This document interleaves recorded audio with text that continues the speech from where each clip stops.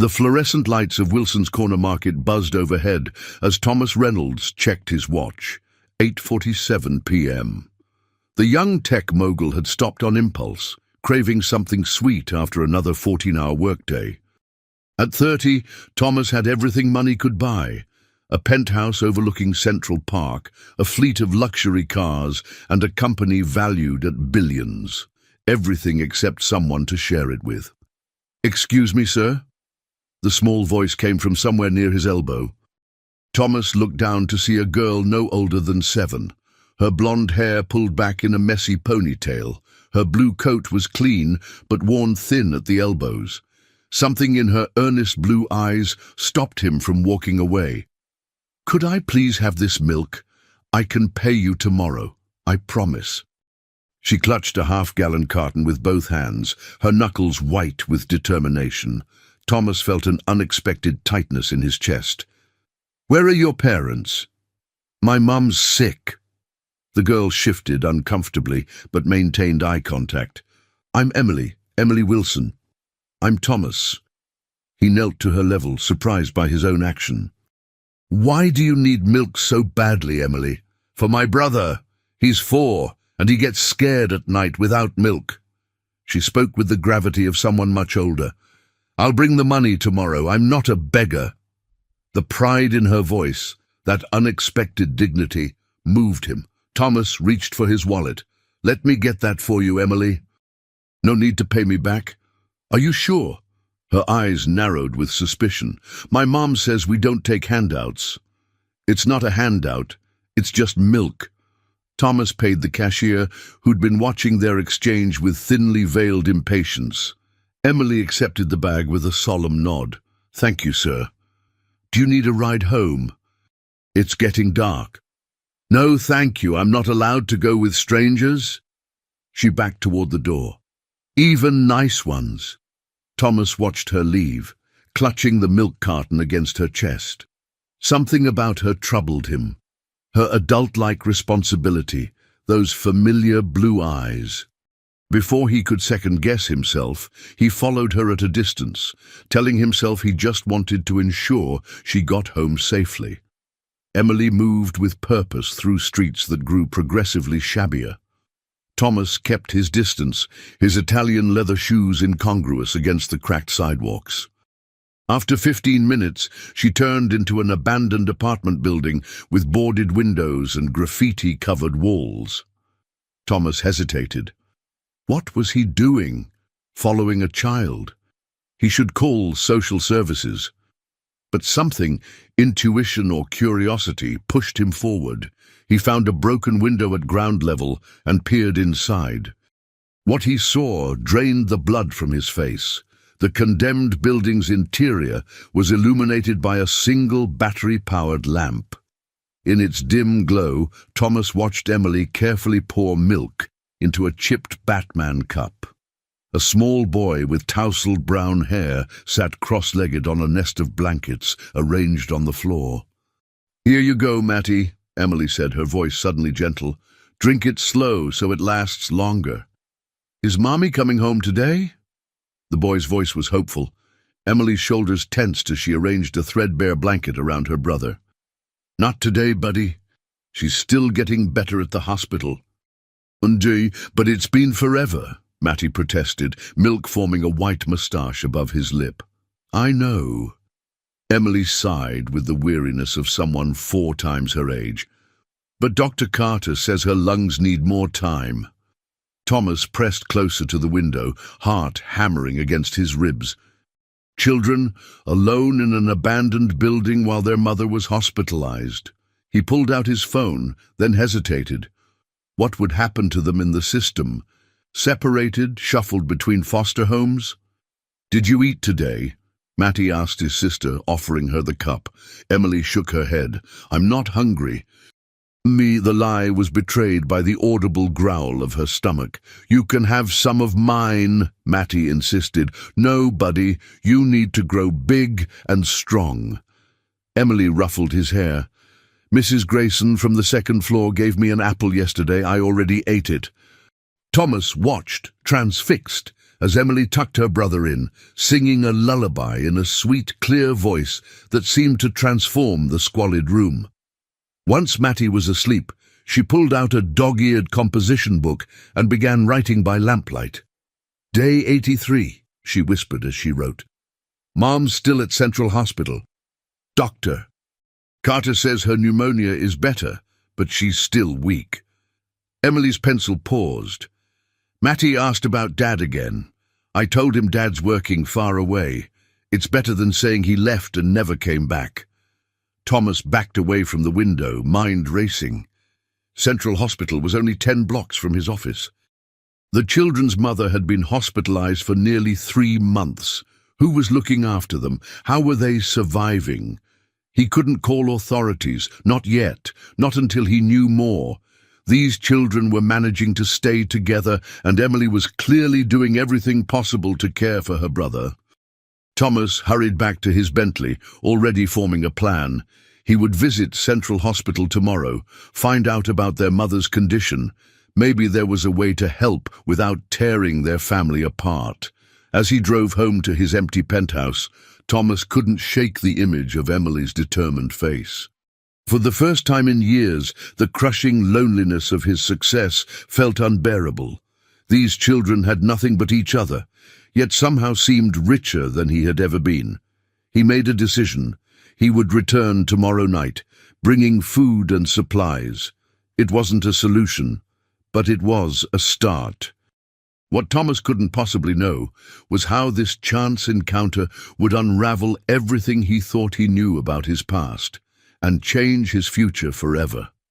Morning sunlight streamed through the floor-to-ceiling windows of Thomas's penthouse as he paced, phone pressed to his ear. "I need information on a patient," he told his assistant. "Sarah Wilson, admitted to Central Hospital approximately 3 months ago. Pneumonia, possibly with complications." "Sir, that's not exactly legal." "I'm not asking you to hack the Pentagon, Diane. Just find what you can. Her children are alone and I need to help." Thomas ended the call and stared at the Manhattan skyline. He hadn't slept, his mind replaying Emily's face, her familiar blue eyes, the way she protected her brother. There was something about her that nagged at his memory, something he couldn't place. His phone buzzed an hour later. "Sarah Wilson, 28, single mother of 2, Diane reported. "Admitted 94 days ago with severe pneumonia that developed into sepsis. Her condition is stable but critical. Insurance coverage expired 6 weeks ago. Hospitals keeping her on charitable care, but they're pressing for transfer to a state facility." "Who's listed as next of kin?" "There's no one, sir. Just her children, Emily 7 and Matthew 4. Social Services has been notified, but the children haven't been located. According to notes, they're supposedly staying with a neighbor."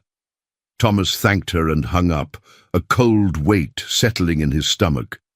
The children had evaded authorities, choosing to live in an abandoned building rather than be separated. He instructed his driver to take him to Central Hospital, then stopped at a grocery store, filling a cart with nutritious, easy-to-eat foods. He left the bags near the building where Emily and Mattie were staying, hidden enough to avoid attracting attention, but where Emily would find them.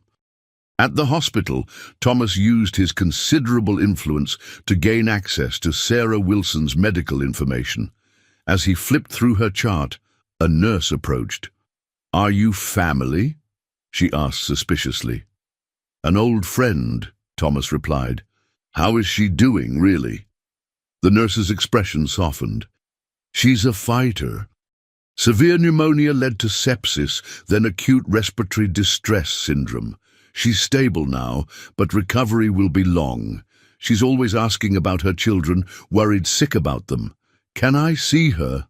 Room 418. Don't stay long, she tires easily." Thomas's heart pounded as he approached room 418. Through the small window in the door, he could see a woman lying still, oxygen tubes in her nose, an IV in her arm. Her blonde hair was spread across the pillow, her once vibrant face now pale and thin. He froze, hand on the doorknob. It couldn't be. The woman in the hospital bed was Sarah. His Sarah. The girl he'd loved with his whole heart 10 years ago, before ambition and family expectations tore them apart. The girl whose rejection of his proposal had sent him spiraling into work-obsessed isolation. The girl whose blue eyes he'd recognized in her daughter's face. Thomas stumbled back from the door, memories flooding back with brutal clarity. Sarah laughing as they ran through summer rain. Sarah arguing passionately about literature in their college classes. Sarah crying as she returned his ring, telling him she couldn't be part of his world. "Sir, are you all right?" A nurse steadied him. I need a moment," he managed. Sarah Wilson, not her married name but her maiden name, which meant... Thomas pressed his hand against the wall for support as realization crashed over him. Emily was 7.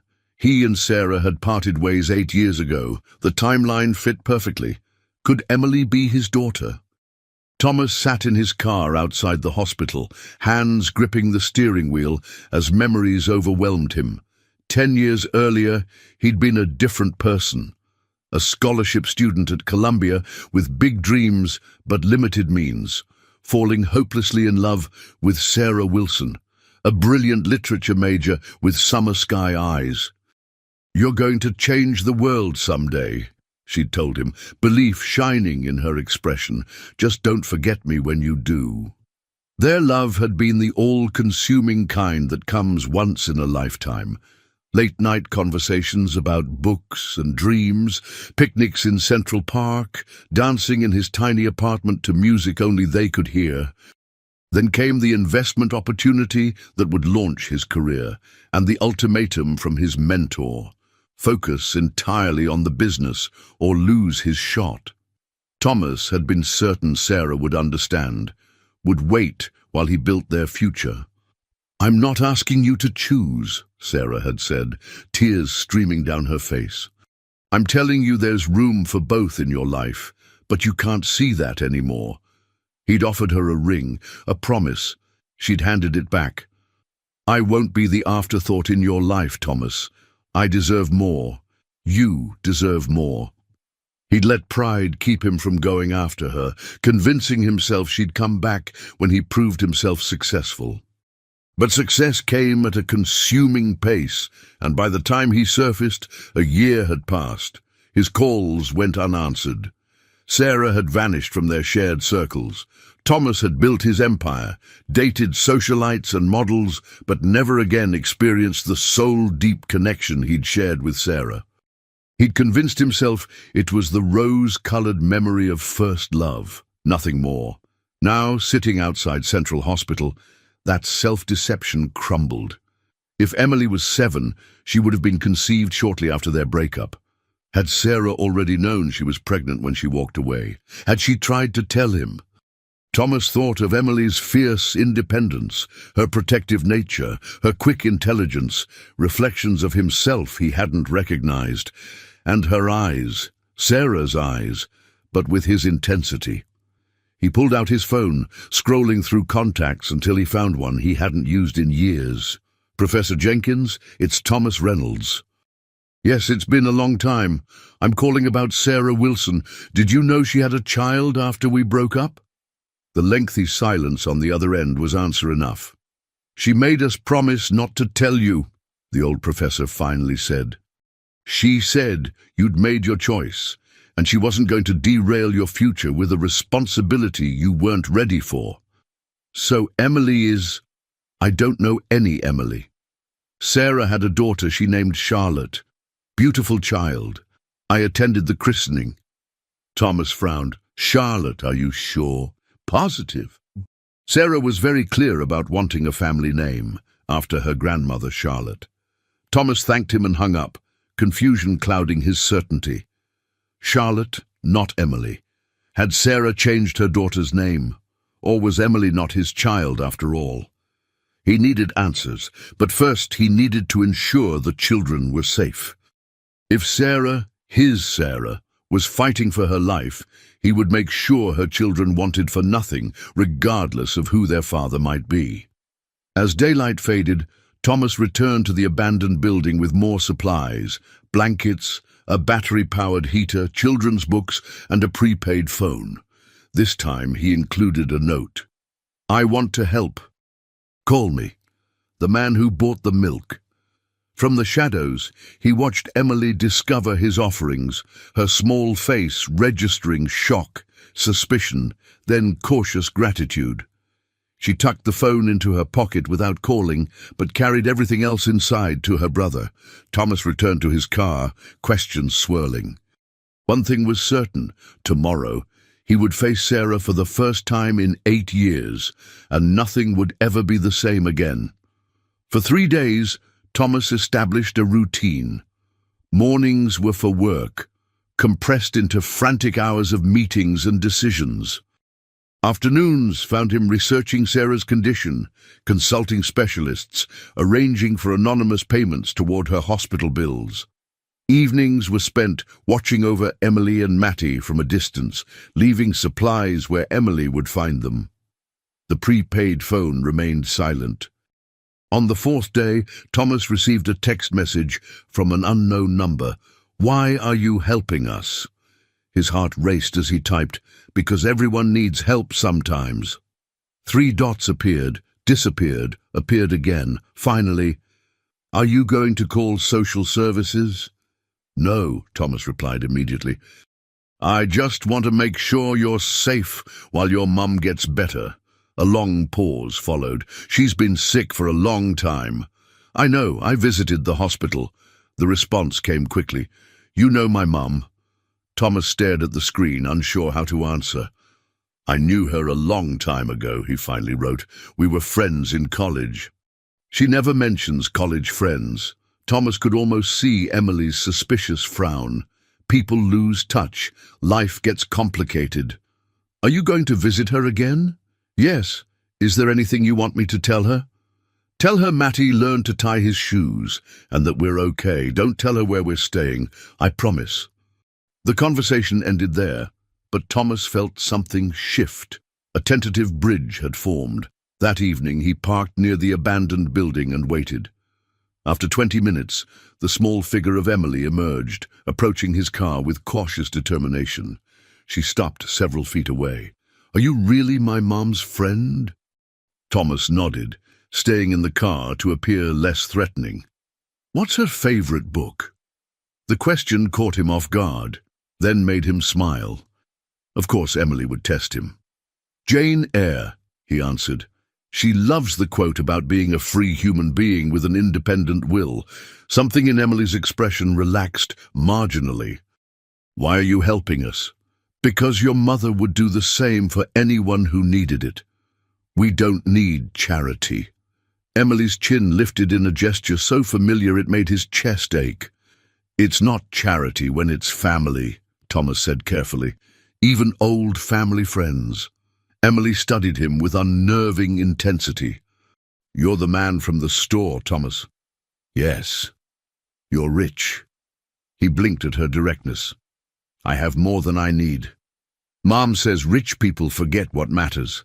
The statement hit with unexpected force. "Your mom is a wise woman." Emily nodded solemnly. "She is. That's why we have to take care of things while she's sick." "You've been very brave," Thomas said gently, "but you don't have to do it alone anymore. We can't go to foster care. They'll separate us. Matty has nightmares." "I won't let that happen," Thomas promised, the vehemence in his voice surprising them both. Emily took a step closer. "Why do you care so much?" The question hung between them, loaded with implications Thomas wasn't ready to address. "Because everyone deserves someone who cares," he said finally. Emily seemed to accept this. "You can come see Matty if you want. He doesn't talk to many people." The invitation felt monumental. Thomas followed Emily into the building, ducking through a broken doorway into the space they'd made their temporary home. Despite the circumstances, the children had created a semblance of order. Homework papers were stacked neatly, A makeshift clothesline held freshly washed garments. Mattie looked up from a tattered picture book, eyes widening at the sight of a stranger. "This is Thomas," Emily explained. "He's Mum's friend. He brought us the blankets." "Hello, Mattie," Thomas said, kneeling to the boy's level. Mattie regarded him solemnly before asking, "Do you know when Mum is coming home?" The question broke something open in Thomas's heart. "Not exactly, but I'm going to help make it as soon as possible."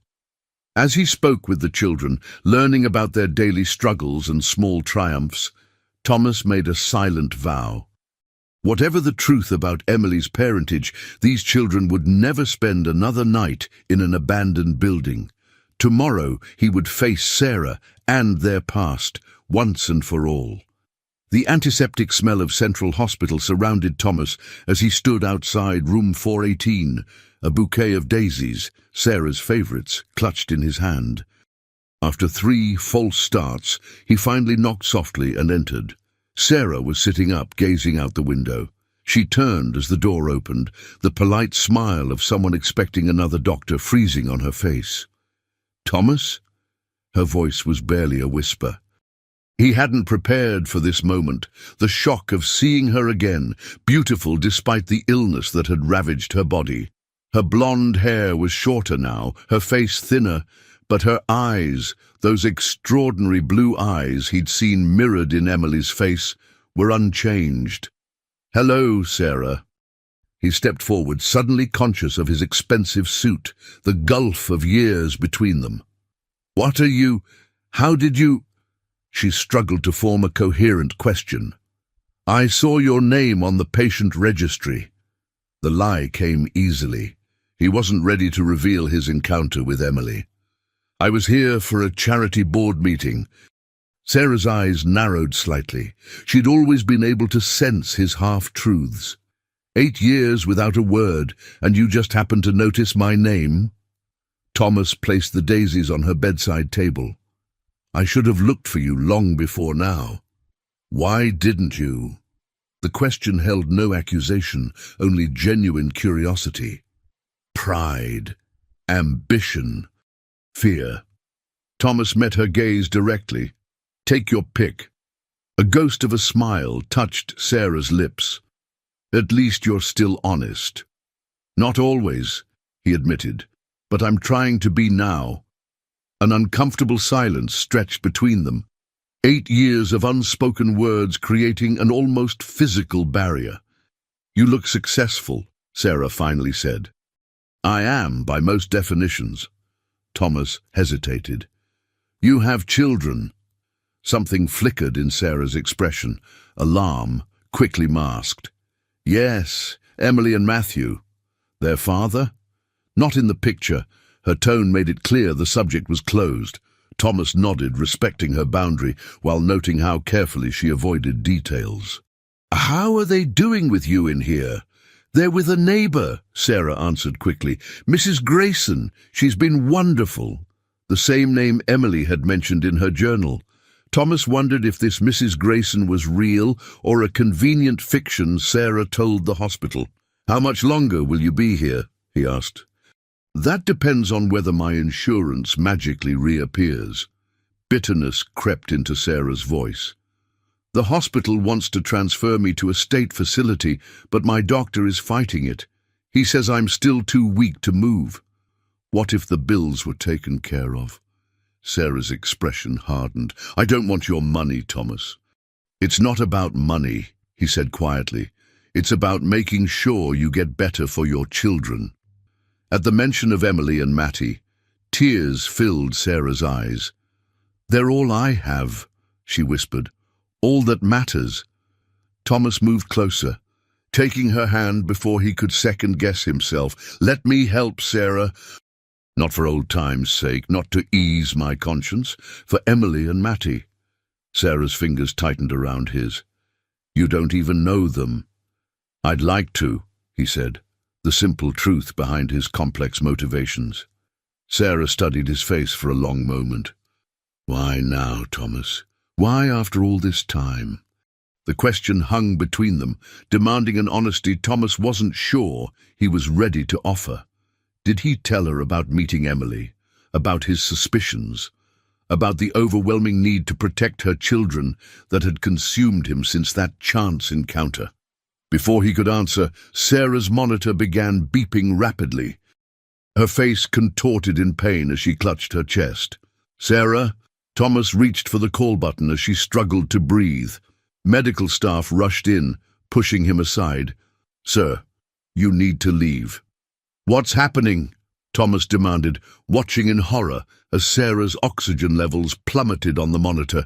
"She's in respiratory distress. Please wait outside." The last thing Thomas saw before being ushered from the room was Sarah's eyes, wide with fear. Not for herself, he realized with crushing certainty, but for her children. Children who, contrary to what the hospital believed, were alone in an abandoned building, waiting for a mother who might not come home. In that moment, Thomas made a decision that would alter the course of all their lives.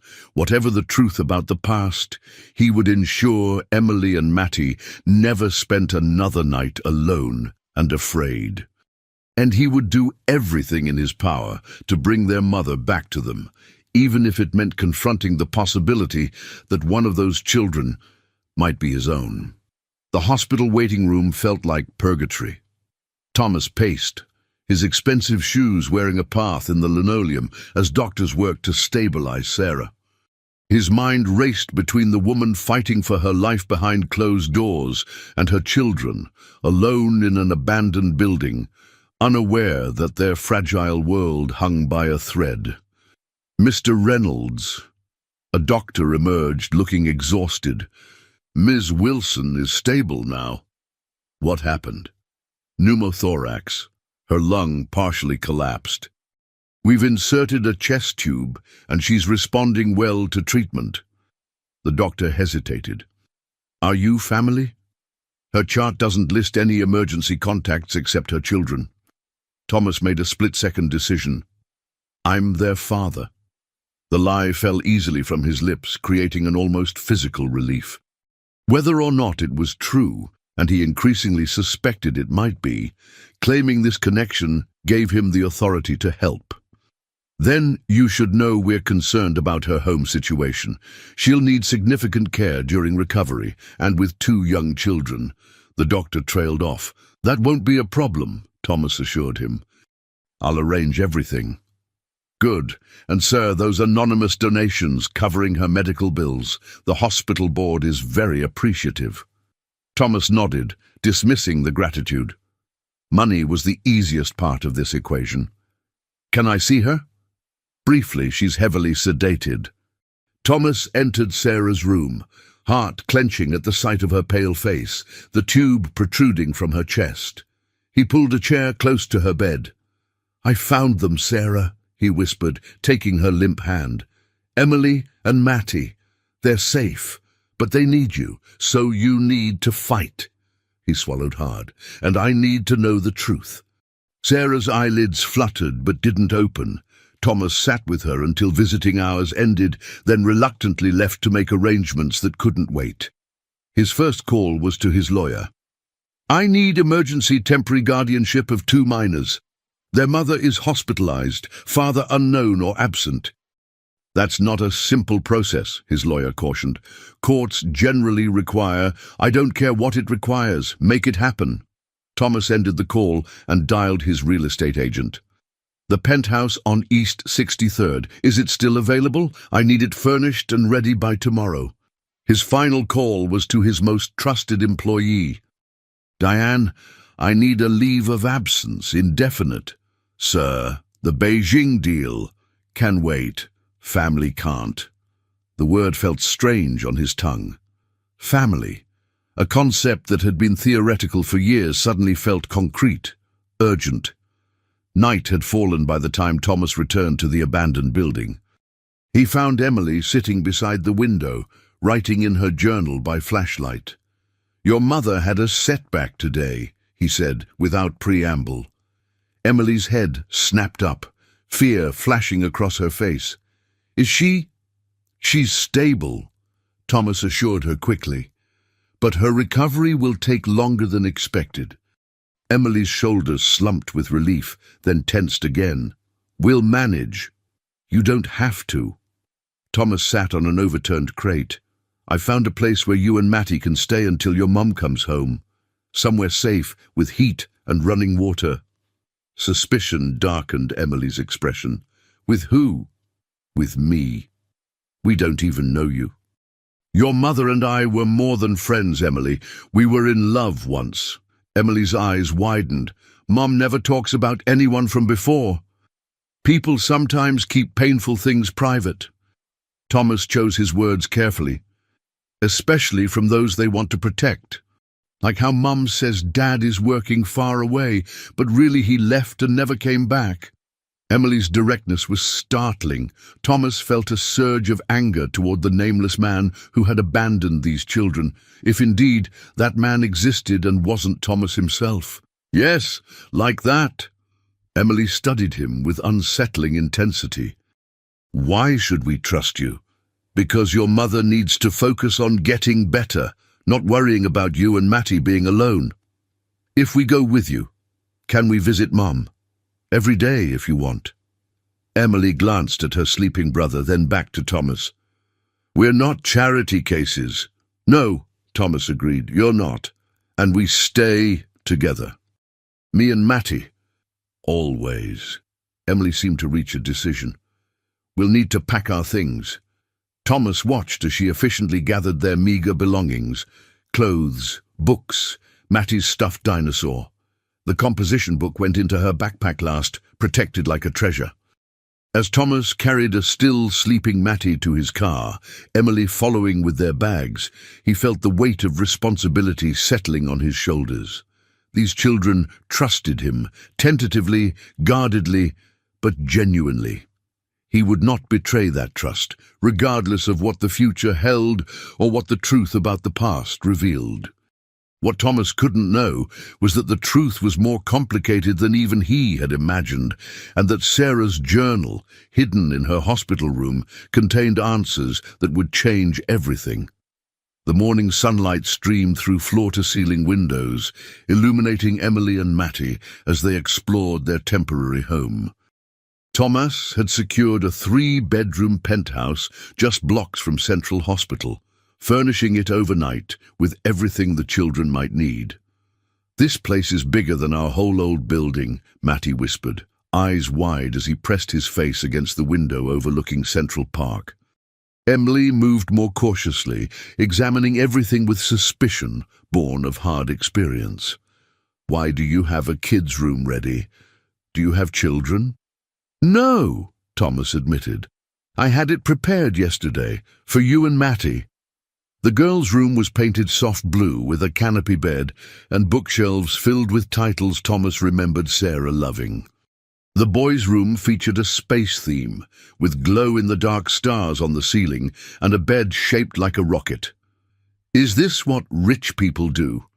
Get whole rooms ready in one day?" Thomas smiled slightly. "When they need to, yes." "We can't stay forever," Emily reminded him, practical even in the face of luxury. "Just until Mom comes home." "Of course." Thomas hesitated, then asked the question that had been burning inside him. "Emily, do you know who your father is?" The girl shrugged, attention focused on examining a snow globe. "Mom says he was someone special who couldn't be part of our lives. She never says his name." "And Matty's father?" "Different guy. Mom doesn't talk about him either." Emily set down the snow globe. "Can we go see Mom now?" Thomas arranged for a private nurse to stay with Matty while he took Emily to the hospital. As they walked the sterile corridors, Emily's small hand found its way into his. The simple gesture of trust made his throat tighten unexpectedly. Sarah was awake, looking marginally better than the previous day. Her eyes widened in alarm when Emily burst through the door. "Emily, what are you—" Her gaze flew to Thomas, panic evident. "What's going on?" "Thomas found us, Mom," Emily explained, climbing carefully onto the edge of the bed. "He's letting us stay at his house until you get better." Sarah's expression was a complicated mixture of gratitude and fear. "Where's Matty?" "With a nurse. He's safe," Thomas assured her. "Everyone's safe now." A tear slipped down Sarah's cheek as she pulled Emily close. "I'm so sorry, baby. I never meant for you to be alone so long." "We weren't alone," Emily insisted. "We had each other, and now we have Thomas too." Sarah's eyes met Thomas's over her daughter's head, questions burning in her gaze. He gave a small nod, silently promising they would talk later. "The doctor says you had a collapsed lung," Emily reported, having apparently questioned the medical staff on their way in. "But they fixed it with a tube. Does it hurt?" "Not much anymore." Sarah smoothed Emily's hair. "How did you and Thomas meet?" Emily launched into the story of the milk at Wilson's Corner Market, Thomas's generosity, and his subsequent discovery of their hiding place. As she spoke, Sarah's expression grew increasingly troubled. "Emily, sweetheart, could you get me some water from the nurse's station?" Sarah asked when her daughter paused for breath. Once Emily was out of earshot, Sarah turned to Thomas, her voice low and urgent. "What are you doing?" "Helping your children," he replied simply. "Our children." The question hung between them, charged with implication. "Matty isn't yours," Sarah said immediately. "And Emily?" Sarah closed her eyes briefly. "It's complicated." 7 years ago isn't complicated, Sarah. It's math." Thomas kept his voice gentle, despite the frustration building inside him. "Were you pregnant when you left?" "I didn't know then," she whispered. "I found out 3 weeks later." "Why didn't you tell me?" Sarah's laugh held no humor. "You'd made it very clear where your priorities lay. I wasn't going to be the woman who trapped you with a baby. It wouldn't have been trapping me. It would have been giving me a choice. The choice between your dreams and a family you never asked for?" Sarah shook her head. "I couldn't do that to you, or to her. So you just disappeared, changed her name." Sarah's expression shifted to confusion. "What are you talking about?" "Professor Jenkins told me you named her Charlotte." Understanding dawned on Sarah's face. "Charlotte Emily Wilson. She's always gone by her middle name. She thought it sounded more grown up, like a writer." The confirmation hit Thomas like a physical blow. Emily was his daughter. His child had been living in an abandoned building, begging for milk, while he accumulated wealth he never had time to enjoy. "Why did you come back to New York?" he asked. "After all this time?" "I never left. We've been here all along." Sarah's voice held a challenge, just in a different world than yours. The gulf between their experiences, his rise to wealth and power, her struggle to survive with 2 children, seemed suddenly unbridgeable. "I want to be part of her life," Thomas said quietly. "If you'll let me." Sarah studied him for a long moment. "Why? Because of biology, or because you actually care about her?" "Both," Thomas admitted. "At first it was suspicion, then curiosity, but now, having met her, she's extraordinary, Sarah, and not just because she might be mine." "She is yours," Sarah confirmed softly. "But that doesn't automatically make you her father." "I know." Thomas took her hand carefully, mindful of the IV. "But I'd like the chance to become one." Sarah's reply was interrupted by Emily's return with a cup of water. The girl looked between them suspiciously. "Were you talking about me?" "Yes," Thomas answered before Sarah could. "Your mom and I have a lot to figure out." Emily nodded sagely. "Because you used to love each other?" Sarah's eyes met Thomas's, a world of history and hurt and possibility in her gaze, something like that. The moment was interrupted by a doctor entering to check Sarah's vitals. Thomas used the opportunity to step outside, needing space to process the confirmation of what he'd suspected. Emily was his daughter. He had a child, a brilliant, resilient, extraordinary child, who had been surviving by her wits while he built an empire of glass and steel. The realization filled him with equal parts joy and devastating regret. 7 years lost, never to be recovered. But perhaps if Sarah allowed it, there were still years ahead to build the family he hadn't known he wanted until now. Days blended into a new routine. Mornings meant breakfast with Emily and Matty, learning their preferences and habits. Emily liked her toast barely browned. Matty insisted his eggs couldn't touch his bacon. Thomas found himself looking forward to these discoveries, each one a piece of the puzzle that was his unexpected family. Afternoons were split between the hospital with Sarah and the office, where Thomas delegated everything possible to focus on what mattered most. Evenings were for the children, helping with homework, reading stories, establishing the security they'd lacked for too long. A week after bringing the children home, Thomas sat on the edge of Emily's bed for their nightly ritual of reading a chapter from Anne of Green Gables, Sarah's childhood favorite. "Thomas," Emily interrupted as he turned a page, "are you my dad?" The question, delivered with her characteristic directness, caught him off guard. He set the book aside, giving her his full attention. "What makes you ask that? Mom looks at you differently than she looks at other people, and you look like me." Emily's fingers touched her own face, tracing features they shared. "Plus, I heard you talking at the hospital." Thomas had learned not to underestimate his daughter's perception. "Yes, Emily, I am your biological father. Why weren't you with us before?"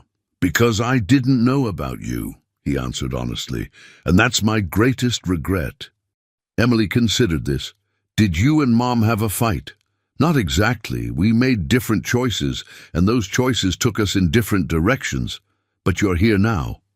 "Yes." "Are you staying?" The vulnerability beneath the question broke his heart. "For as long as you and your mom will have me." Emily nodded, accepting his answer with the solemnity that made her seem far older than 7. Matty's dad isn't coming back. He didn't want to be a dad. Some people aren't ready for that responsibility. "Are you?" Her blue eyes, his eyes, studied him intently. "I'm learning," Thomas admitted, "every day." This seemed to satisfy her. "Can I call you Dad?" The question filled his chest with warmth. "I'd like that very much." "Not all the time," Emily clarified. "Just when it feels right. Whenever you're ready." Emily picked up the book, handing it back to him. "Chapter 7, please." "Dad." The word hung in the air between them, new and precious. The next morning, Thomas took both children to visit Sarah, whose recovery was progressing steadily. As Emily and Matty excitedly told their mother about their latest adventures, Thomas noticed how Sarah's gaze continually returned to him, evaluating, questioning. When the children were distracted by a therapy dog visiting patients, Sarah motioned him closer. "Emily told me about your conversation," she said quietly. Thomas nodded, uncertain whether to expect anger or acceptance. "Are you sure about this?" Sarah asked. "Being a father isn't something you can delegate or reschedule when work gets busy." "I've never been more certain of anything." The truth of it resonated in his core. "These past weeks have made me realize what I've been missing. Not just Emily, but a life with meaning beyond the next acquisition or merger." Sarah's expression softened. "You've changed. Having your world turned upside down will do that." And Thomas smiled slightly. "Finding out you have a daughter, realizing the woman you never stopped loving needs you, it puts things in perspective."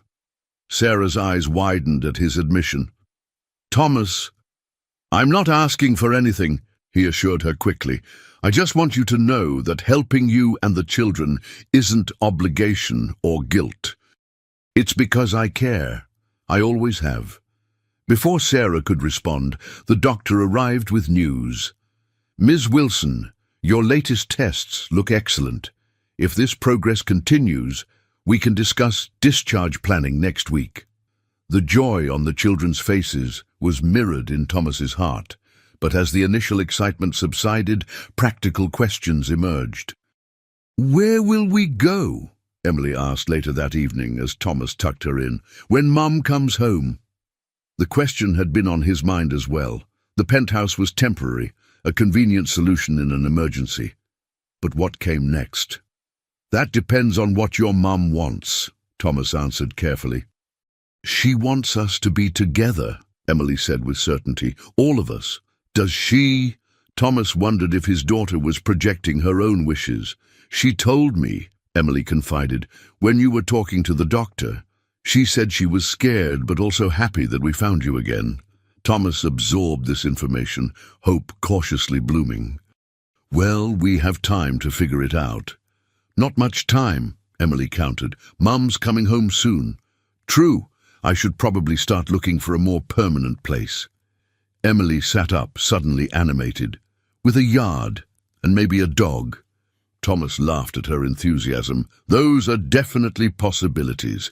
Mattie wants a treehouse," she added. "And I want a library, a real one with ladders." "Anything else?" Thomas asked, amused by her growing wish list. Emily's expression turned serious. "Just us, together." The simple wish echoed Thomas's own deepest desire. "I'll do everything I can to make that happen." Vidam. As he left Emily's room, Thomas found himself facing the most important negotiation of his life. Not for a business deal, but for a second chance at the family he'd almost lost before knowing they existed. Sarah was coming home. The question was, where would home be? And would there be room in it for him? The autumn afternoon was crisp and golden as Thomas parked outside Central Hospital. Today was the day. Sarah was finally being discharged after 112 days of hospitalization. "Do you think Mom will like the surprise?" Matty bounced in his car seat, barely containing his excitement. "I hope so," Thomas replied, sharing a conspiratorial glance with Emily in the rearview mirror. The past week had been a flurry of activity. Thomas had found and purchased a brownstone in Brooklyn Heights, not far from the children's school, with the yard Emily wanted and plenty of room for all of them. He'd involved the children in decorating decisions, but kept the final result a secret from Sarah, wanting to give her a fresh start untainted by her struggles of the past year. "Remember," Emily instructed her brother as they entered the hospital.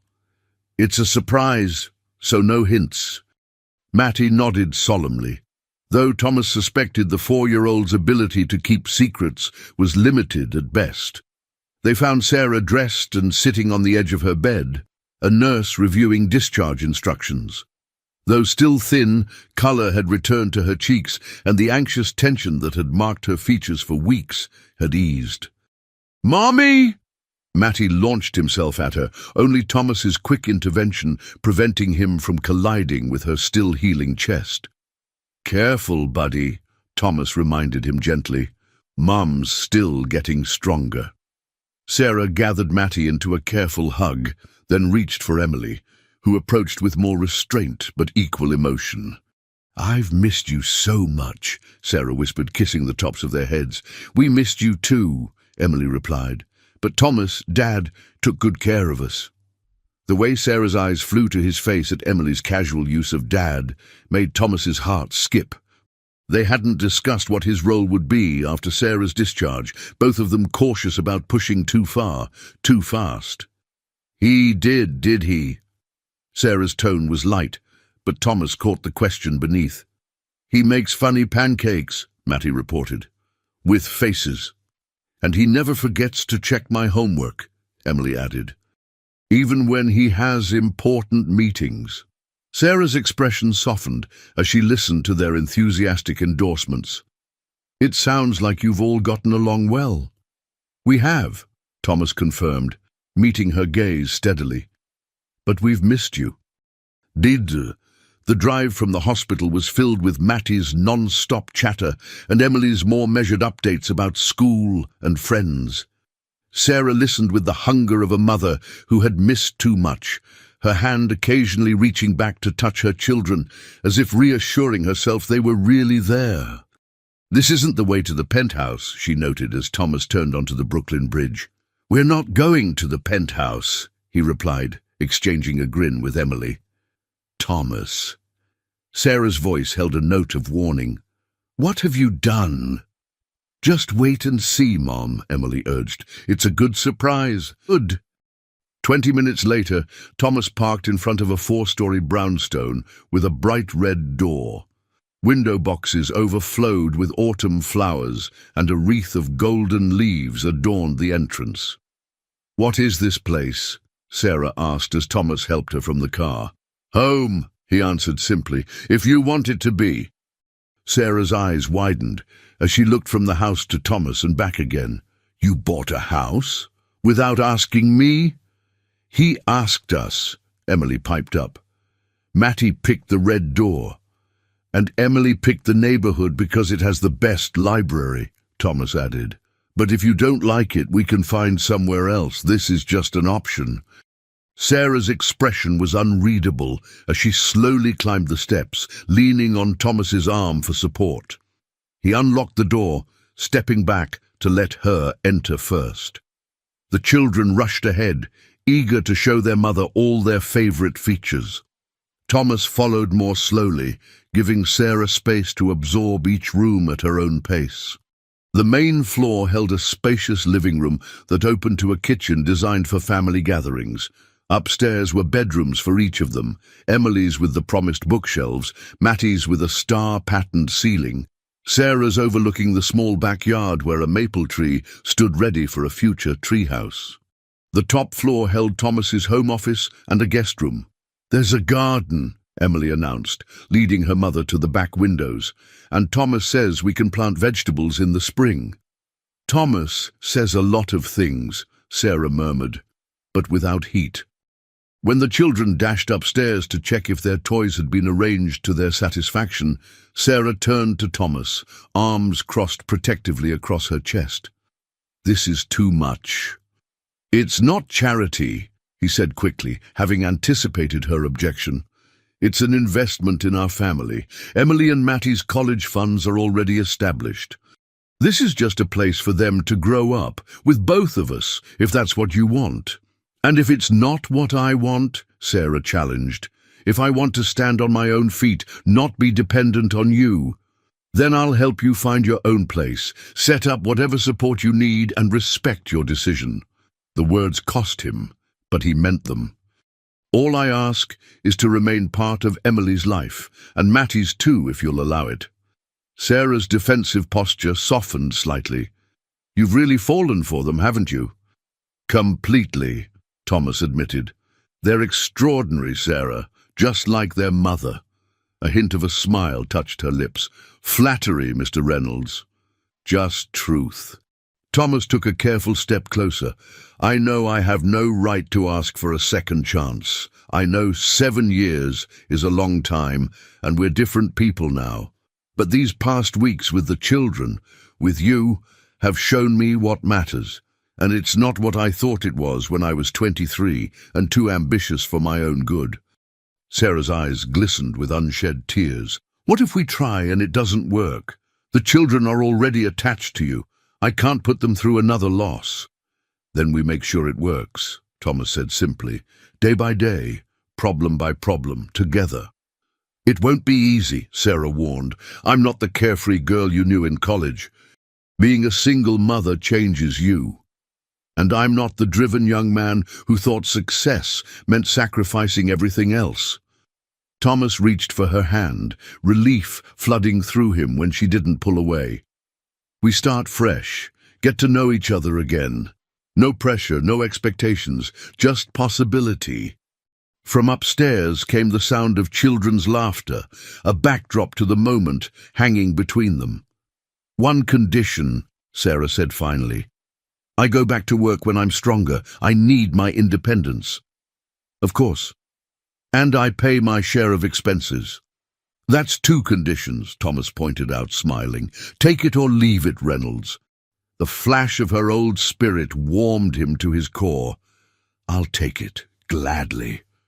Sarah's gaze traveled around the home he'd created for them, lingering on the family photos already arranged on the mantel, pictures Thomas had carefully collected from Sarah's old apartment and supplemented with new ones taken during the children's stay with him.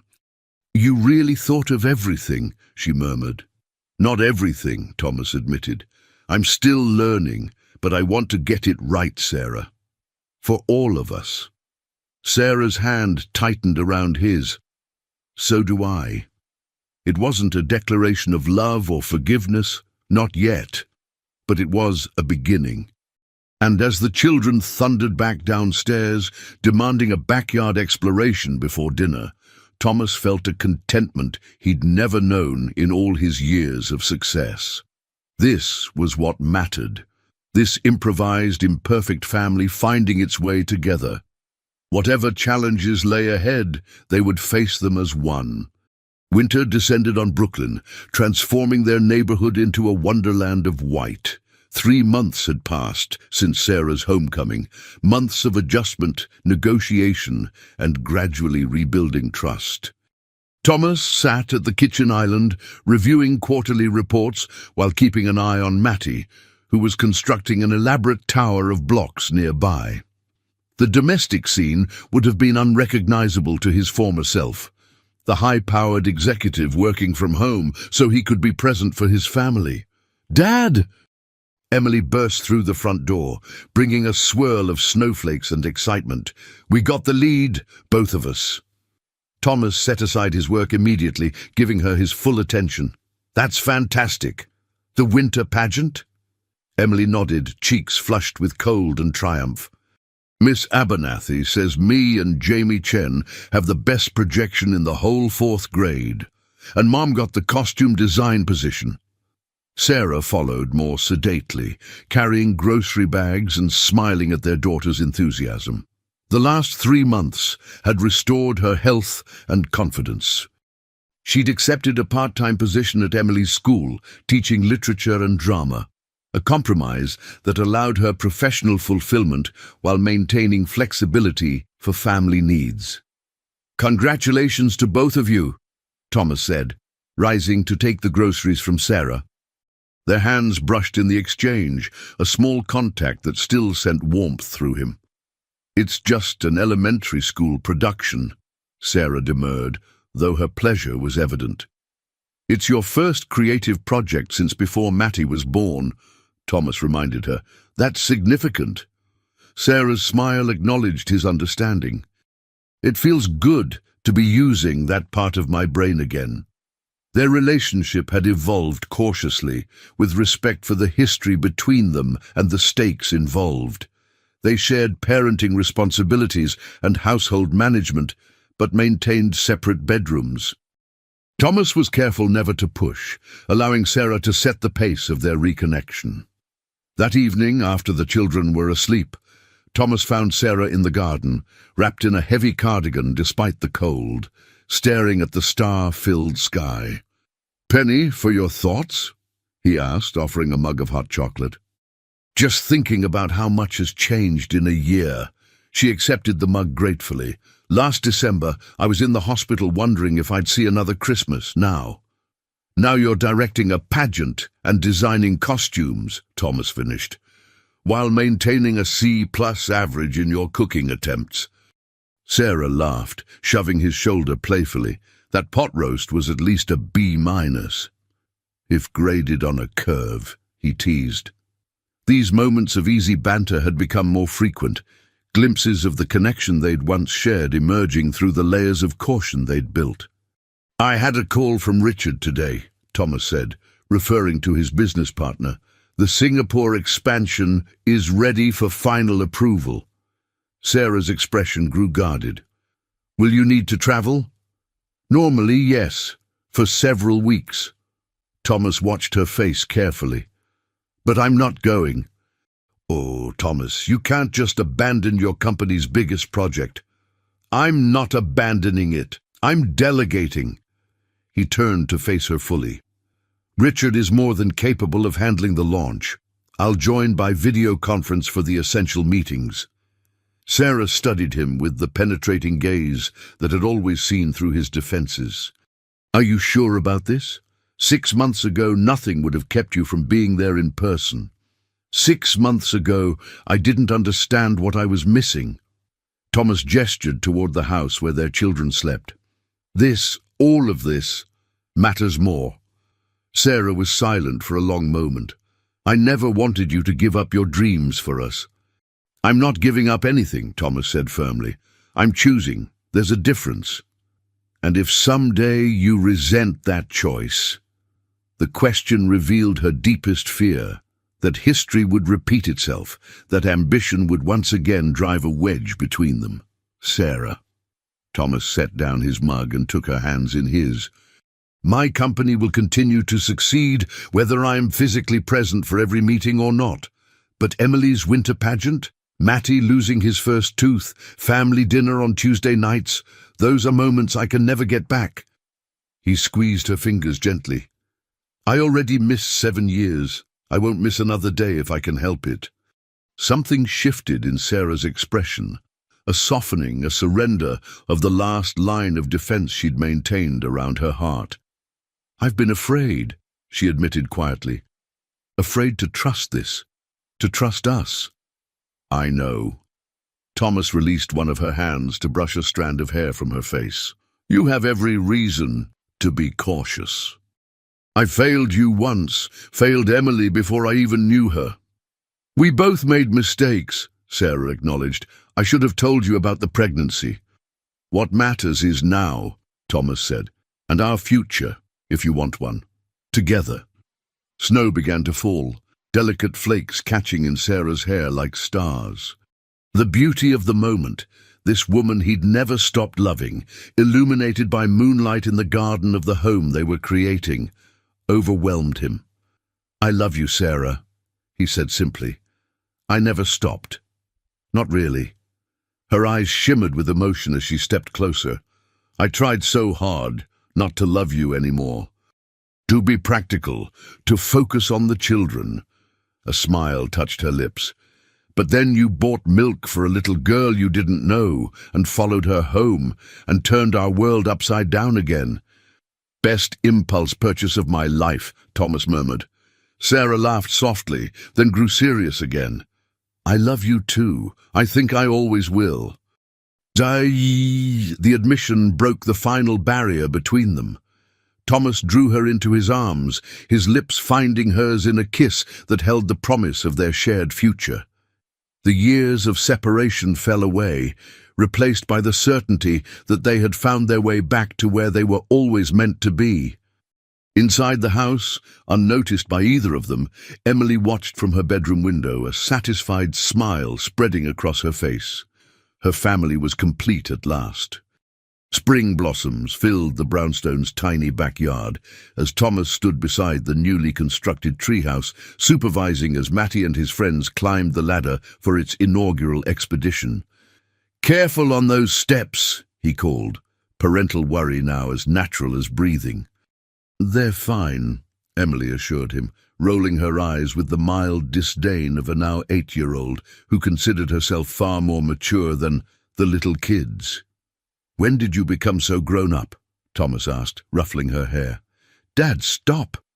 She protested, but leaned against his side briefly before darting off to join her own friends at the picnic table where Sarah was setting out refreshments. 1 year had passed since that fateful night at Wilson's Corner Market. 1 year since a child's request for milk had changed all their lives irrevocably. Today, they were celebrating not just Emily's 8th birthday, but their first full year as a family. Thomas watched as Sarah laughed with the other parents, at ease in her role as hostess. Their journey hadn't been without challenges. Merging 2 independent lives, navigating co-parenting, rebuilding trust, each step had required patience and compromise. But the rewards had been immeasurable. 3 months earlier, Sarah had officially become Mrs. Reynolds in a small ceremony in their backyard, with Emily as maid of honor and Matty as ring-bearer. The children had been ecstatic. Emily because she'd helped plan every detail, and Matty because, in his words, now we're a real family forever. "Penny, for your thoughts?" Sarah appeared at his side, slipping her hand into his with the easy affection that had become their norm. "Just thinking about how quickly everything changes," Thomas replied. "A year ago today, a little girl asked if she could pay tomorrow for a carton of milk," Sarah finished, "and you said yes. Best decision I ever made." Sarah leaned her head against his shoulder. "Second best. What was the first?" "Coming back for us, choosing family over everything else." Thomas tightened his arm around her waist. "Not a difficult choice, once I understood what was at stake." From the treehouse came peals of laughter as Matty and his friends discovered the periscope Thomas had installed, allowing them to spy on the proceedings below. "I see you, Mom and Dad," Matty called, waving frantically from the small window. "I can see everything." "That's what I'm afraid of," Sarah murmured, making Thomas laugh. "Speaking of seeing everything," he said, keeping his voice casual, "have you given any more thought to our discussion?" Sarah's expression softened. "About expanding our family." Thomas nodded. They'd been talking about the possibility for several months, whether to try for another child, a sibling for Emily and Matty, who would be fully theirs together. "Actually," Sarah said, a smile playing at the corners of her mouth, "I was going to save this for later, but—" She guided his hand to her still flat stomach. "Surprise!" Thomas stared at her in wonder. "Are you saying—" "Due in November," Sarah confirmed, her eyes bright with joy. "Dr. Carter confirmed it yesterday." Emotion overwhelmed him. Gratitude, love, a sense of completion he'd never imagined possible before this unexpected family had become his. "Have you told the children?" Sarah shook her head. "I wanted you to be the first to know." "They're going to be thrilled," Thomas predicted, already imagining Emily's organizational planning and Matty's enthusiastic questions. "Emily will insist on naming the baby if it's a girl," Sarah laughed. "She's had Charlotte picked out since we discussed the possibility." "After her own middle name," Thomas nodded. "I like it. And if it's a boy?" "We'll figure it out together," Thomas said, "like we do everything now." The afternoon sun cast long shadows across the garden as their friends and the children's classmates enjoyed the birthday celebrations. Thomas observed it all with a full heart, this life they'd built from the fragments of their past and the promise of their future. Later that evening, after the guests had departed and the children were in bed, Thomas found Emily sitting on the back steps, her composition book open on her lap. "Writing about your birthday?" he asked, settling beside her. She nodded. "And about our family, for the time capsule at school." "May I see?" Emily hesitated, then handed him the book. "Just this page." Thomas read his daughter's careful handwriting. "1 year ago, our family changed forever. I asked a stranger for milk because Matty was hungry and Mom was sick. I didn't know the stranger was my dad. Now we all live together in a house with a red door and a treehouse. Mom and Dad got married, and we're a real family. Sometimes good things happen when you're brave enough to ask for help." Thomas swallowed hard, returning the journal. "That's beautiful, Emily." She accepted the book, closing it carefully. "Do you ever think about what would have happened if you hadn't been at the store that night?" The question sent a chill through him. How close they had come to never finding each other. "I try not to," he admitted. "Some things are too painful to imagine." Emily nodded sagely. "Like parallel universes in science class. In another universe, we never met you. But in this one, we did." Thomas put his arm around her small shoulders. "And that's all that matters." Emily leaned against him, content. "I'm glad it was you, Dad, at the store that night." "So am I, Em." Thomas pressed a kiss to the top of her head. "So am I." From inside came the sound of Sarah calling them for the traditional birthday evening hot chocolate. As they stood to go in, Emily took Thomas's hand. "I can pay you back now," she said seriously. "For what?" "The milk. From that first night, I promised I'd pay you back." Thomas knelt to her level, looking into the blue eyes so like his own. "You already have, Emily, 1,000 times over." Hand in hand, father and daughter walked back into the warmth of their home, where Sarah and Mattie waited. A family brought together by chance, cemented by love, and bound by a promise kept. A promise as simple and profound as a child's earnest words. The glass doors of Global Tech Tower shattered as security guards rushed through the lobby. Upstairs, CEO Robert Mitchell's hand shook as he dialed 911, while his 9-year-old daughter Emma clutched a small recording device, tears streaming down her face. The billion-dollar deal that would change everything was unraveling in real time, but nobody could have predicted it would be a child who would bring down an empire. Before we begin, our community spans all continents. If you feel comfortable, mention your city's name in the comments. If you appreciate being part of this global community, please like and follow our channel. Emma Thompson pressed her small nose against the cold glass window of her father's 50th floor office, watching San Francisco's fog roll beneath them like silent waves. At 9 years old, she had visited her father's company dozens of times, but today felt different. Global Tech Enterprises was buzzing with an energy she'd never felt before. "Daddy, why is everyone so nervous today?" she asked, turning to watch her father adjust his crimson tie for the 3rd time that morning. Robert Mitchell, CEO of Global Tech, glanced at his daughter with distracted affection. At 45, the lines around his eyes had deepened over the past year, his salt and pepper hair more salt than pepper these days.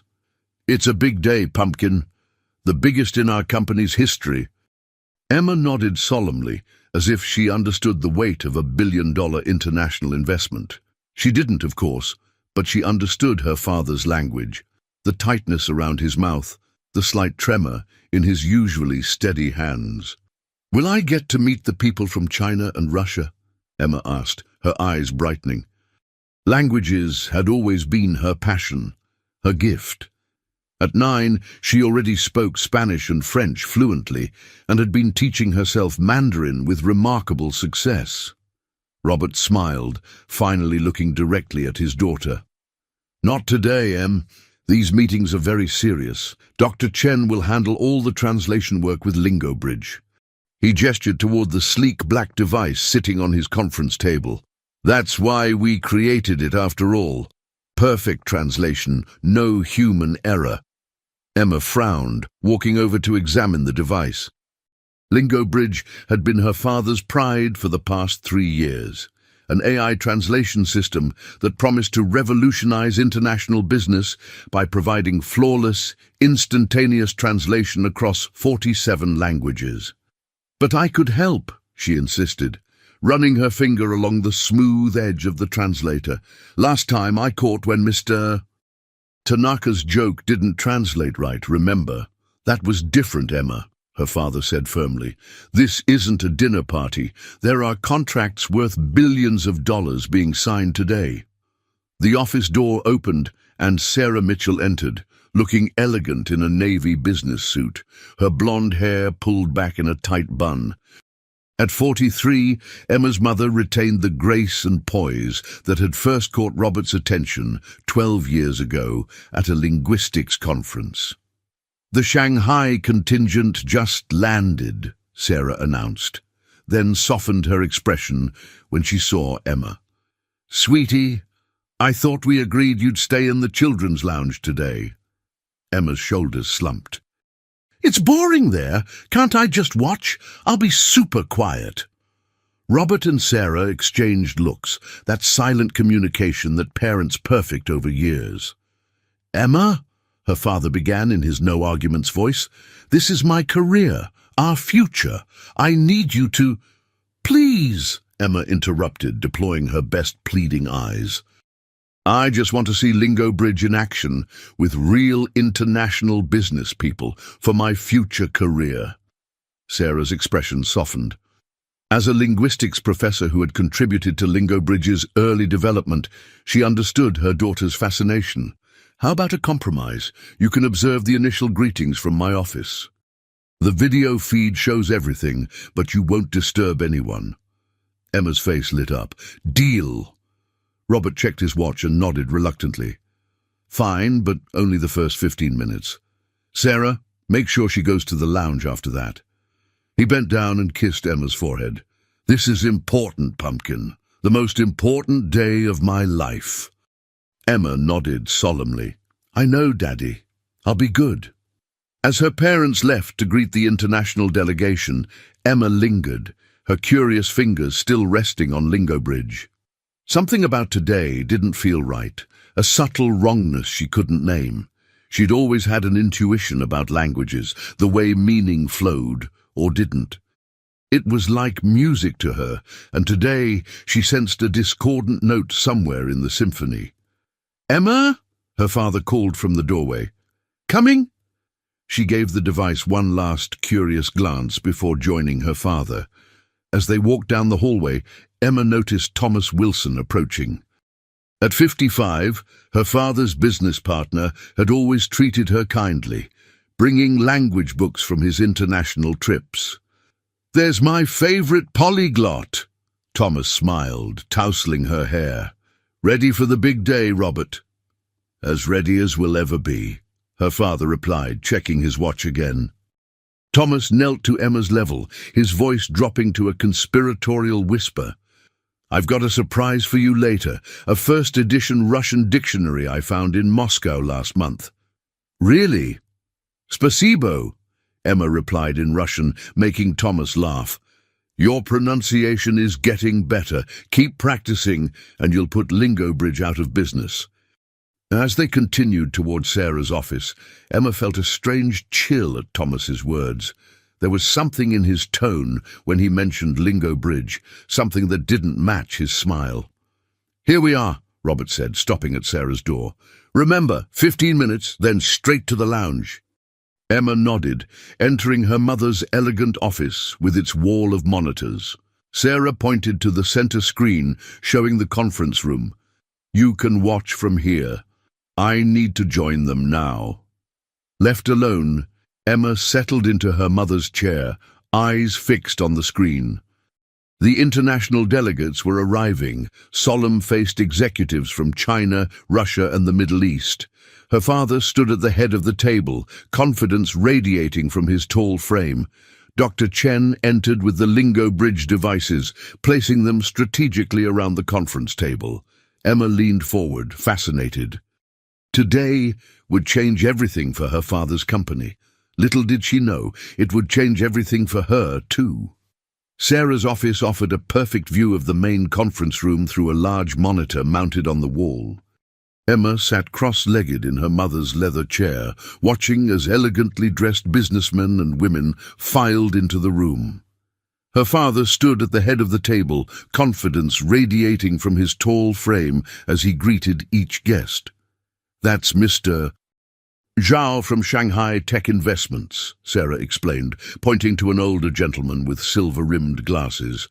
And that's Ms. Petrova from the Russian Consortium. Emma studied their faces intently. Why do they look so serious? Sarah smiled. When this much money is involved, people get very serious. This deal will connect global tech systems to financial institutions across 17 countries. On screen, Dr. Marcus Chen entered, carrying the Lingo Bridge device Emma had seen in her father's office. At 50, the brilliant engineer moved with the cautious precision of someone who had spent more time with machines than people. He placed identical devices at 3 points around the conference table. Why do they need 3? Emma asked. Different language groups, Sarah explained. One for Mandarin, one for Russian, and one for the Arabic delegation. Emma watched as Dr. Chen activated the systems, speaking briefly into each one and nodding with satisfaction at the responses. Her mother squeezed her shoulder. "I need to join them now. Remember our deal. 15 minutes, then it's off to the lounge." After Sarah left, Emma scooted closer to the screen, turning up the volume. The delegation members were taking their seats, earpieces in place, to receive the translated communications. Her father began his opening remarks, his voice confident and smooth. "Welcome to San Francisco and to Global Tech Enterprises. Today marks the beginning of a historic partnership that will transform international finance." Emma listened as Lingobridge translated her father's words into multiple languages simultaneously. The faces of the international guests remained impassive, occasionally nodding. So far, everything seemed perfect. Then something caught her attention. As Mr. Zhao asked a question in Mandarin, Emma leaned forward, her brow furrowing. She'd been studying Mandarin for nearly a year now, and while she wasn't fluent, she recognized enough to know that something was off. Mr. Zhao had clearly asked about security protocols, but Lingobridge translated it as a question about implementation timelines. Emma frowned. Could she have misunderstood? She continued watching, her attention now laser-focused on the Mandarin exchanges. It happened again, 10 minutes later. Ms. Petrova said something in Russian about verification processes, and the translation shifted the meaning subtly. Not entirely wrong, but missing key concerns about oversight. Emma bit her lip. Maybe she was mistaken. After all, Lingobridge was her father's pride and joy, tested thousands of times for accuracy. And yet, a movement on screen caught her attention. Thomas Wilson, her father's business partner, was watching the proceedings from a corner of the room, his expression unreadable. Something about the way he studied the international delegates made Emma uncomfortable. At 55, Uncle Thomas, as she'd always called him, had been part of her life since she could remember. He'd given her a beautiful Russian dictionary for her last birthday, encouraging her language studies.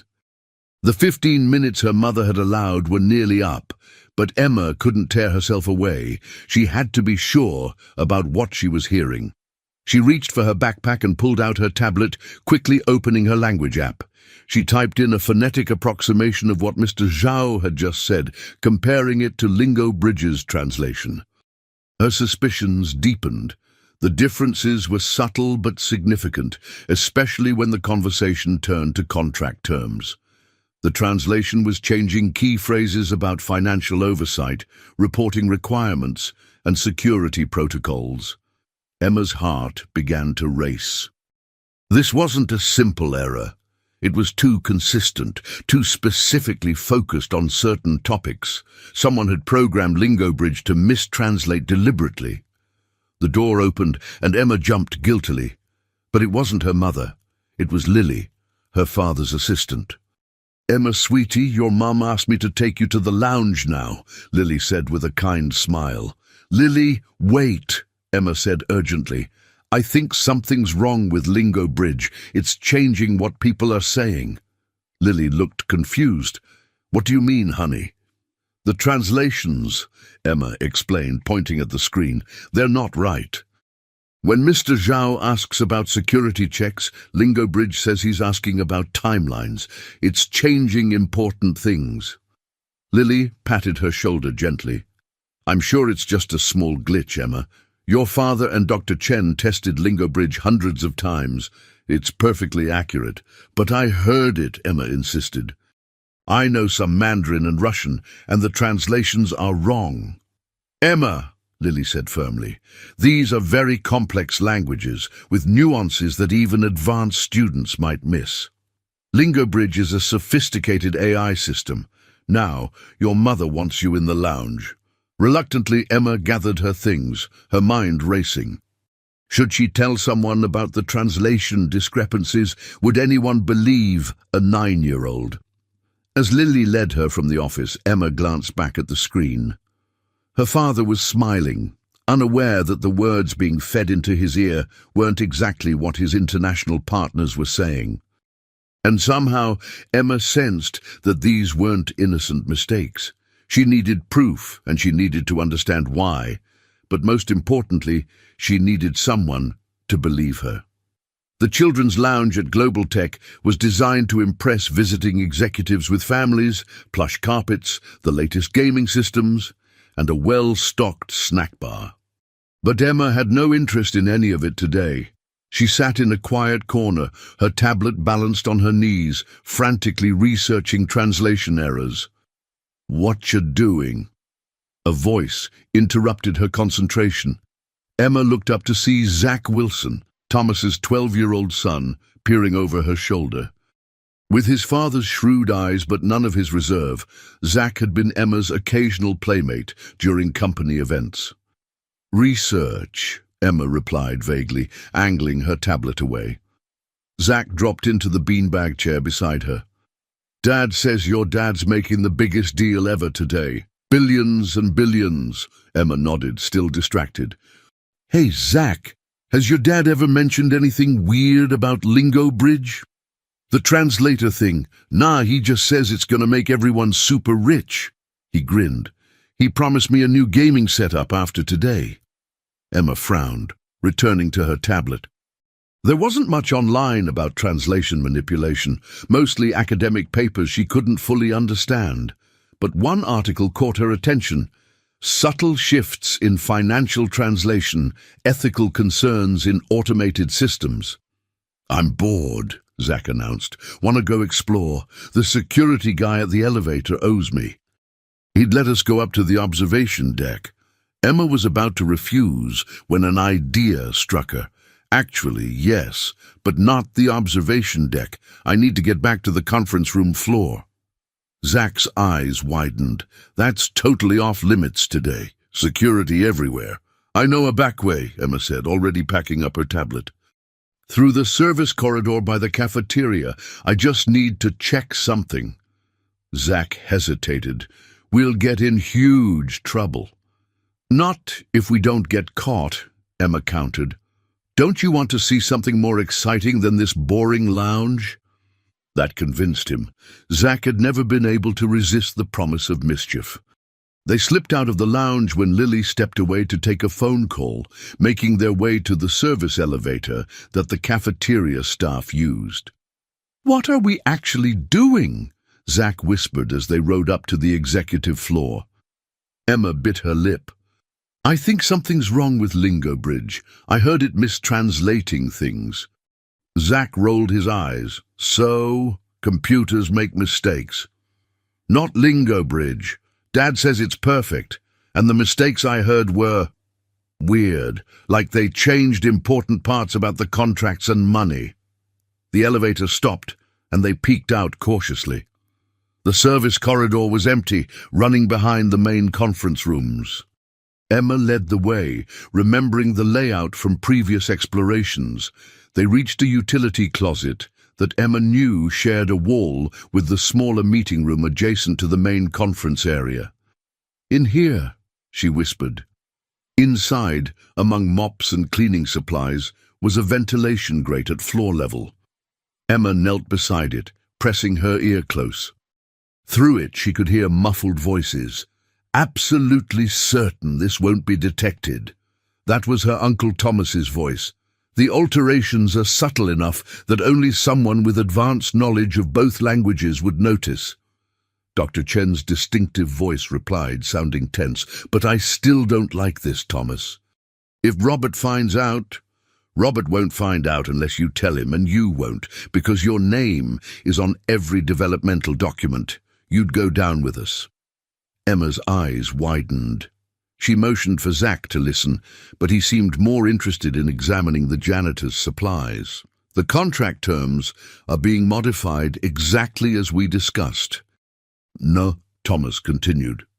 "Yes," Dr. Chen responded, his voice barely audible. "The clauses regarding oversight are being softened in translation, and the financial reporting requirements are being presented as annual rather than quarterly. The Russian contingent's concerns about security protocols are being minimized." "Perfect. And the routing codes for the initial transfers. As instructed, 10% will be diverted through the shell companies, undetectable unless someone compares the original documents word for word with multiple independent translators. Emma felt her heart pounding. She didn't understand everything they were saying, but she knew enough. They were using lingo bridge to trick the international investors, changing the words to hide something about money. Suddenly, Zach knocked over a bottle of cleaning solution, the crash impossibly loud in the small space. What was that? Thomas's voice sharpened. Emma grabbed Zach's arm, pulling him toward the door. They burst out of the closet and ran down the service corridor, just as the meeting room door opened behind them. "Hey, stop!" Dr. Chen's voice called out. They ducked around a corner, finding themselves in the main hallway, directly in front of Agent Natalie Parker, the FBI liaison assigned to oversee international financial transactions of this magnitude. The tall woman looked down at them with surprise. "What are you two doing on this floor?" Emma made a split-second decision. "Agent Parker, I need to tell you something about Lingo Bridge. I think it's changing what people are saying on purpose." Agent Parker's professional expression didn't change, but she knelt to Emma's level. "That's a very serious claim, Emma. What makes you think that?" Before Emma could answer, Thomas Wilson appeared, his face composed but eyes sharp with suspicion. "There you are! Your parents are looking everywhere for you two. The lounge is downstairs, remember?" He placed a firm hand on Emma's shoulder. "I apologize, Agent Parker. My son and his friend have active imaginations." "Good day, Uncle Thomas. I heard you talking to Dr. Chen," Emma blurted out, "about changing contract terms and diverting money." Thomas's grip tightened painfully on her shoulder. "Kids, always misunderstanding adult conversations." He laughed, but it didn't reach his eyes. Emma's been reading too many spy novels. Agent Parker looked between them, her expression carefully neutral. "I'm sure Mr. Wilson can take you back downstairs, Emma, but if you want to tell me more about your concerns, later you can ask your parents to call me." Thomas was already steering them toward the elevator. "That won't be necessary, just a misunderstanding." As the elevator doors closed, Thomas knelt down, his face inches from Emma's. "Listen carefully, Emma. I don't know what you think you heard, but today is the most important day in your father's career. If you disrupt this deal with wild stories, you'll destroy everything he's worked for. Do you understand?" Emma looked into the eyes of the man she'd called uncle her entire life and saw something she'd never noticed before. A coldness that frightened her. "I understand," she whispered. But what she understood was that she needed proof. Real proof that adults couldn't dismiss as a child's imagination. And she needed to get it before her father signed anything. Emma sat silently in the executive lounge where Thomas had deposited her and Zach, warning them to stay put or else. Zach was playing a video game, seemingly unconcerned about what they'd overheard.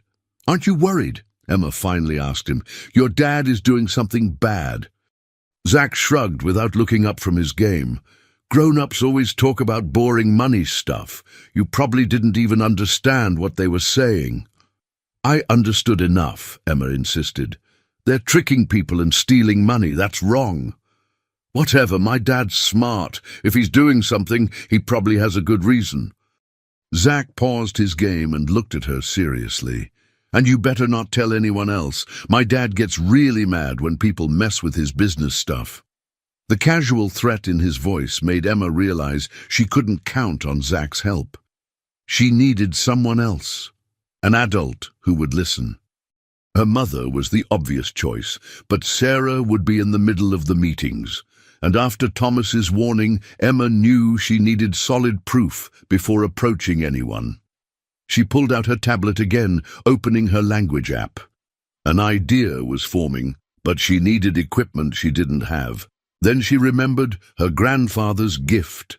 For her 9th birthday 2 months ago, her grandfather had given her a special present, a high-quality digital voice recorder disguised as a unicorn keychain. For when you want to practice your languages, he'd said with a wink. Emma always kept it in her backpack. She rummaged through her bag and found the small device. It could record for hours and had remarkable clarity. She tested it by recording bird songs in the park.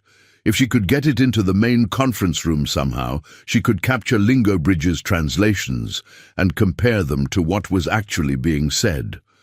But how to get it there? Security was tight, and after being caught once, she'd be watched carefully. Emma glanced at her watch. It was nearly noon, lunchtime. The delegation would be taking a break soon. That might be her chance. Sure enough, 20 minutes later, Lily appeared. "Emma, your mother asked me to bring you to lunch with her. The delegates are taking a break, and she thought you might like to join her in the executive dining room." "Perfect." Emma grabbed her backpack, making sure the recorder was easily accessible. "Is my dad going to be there?" "No, he's having a private lunch with the lead investors, but your mother and some of the technical team will be there." And as they walked to the dining room, Emma's mind raced. She needed to activate the recorder and get it into the conference room before the afternoon session. But how?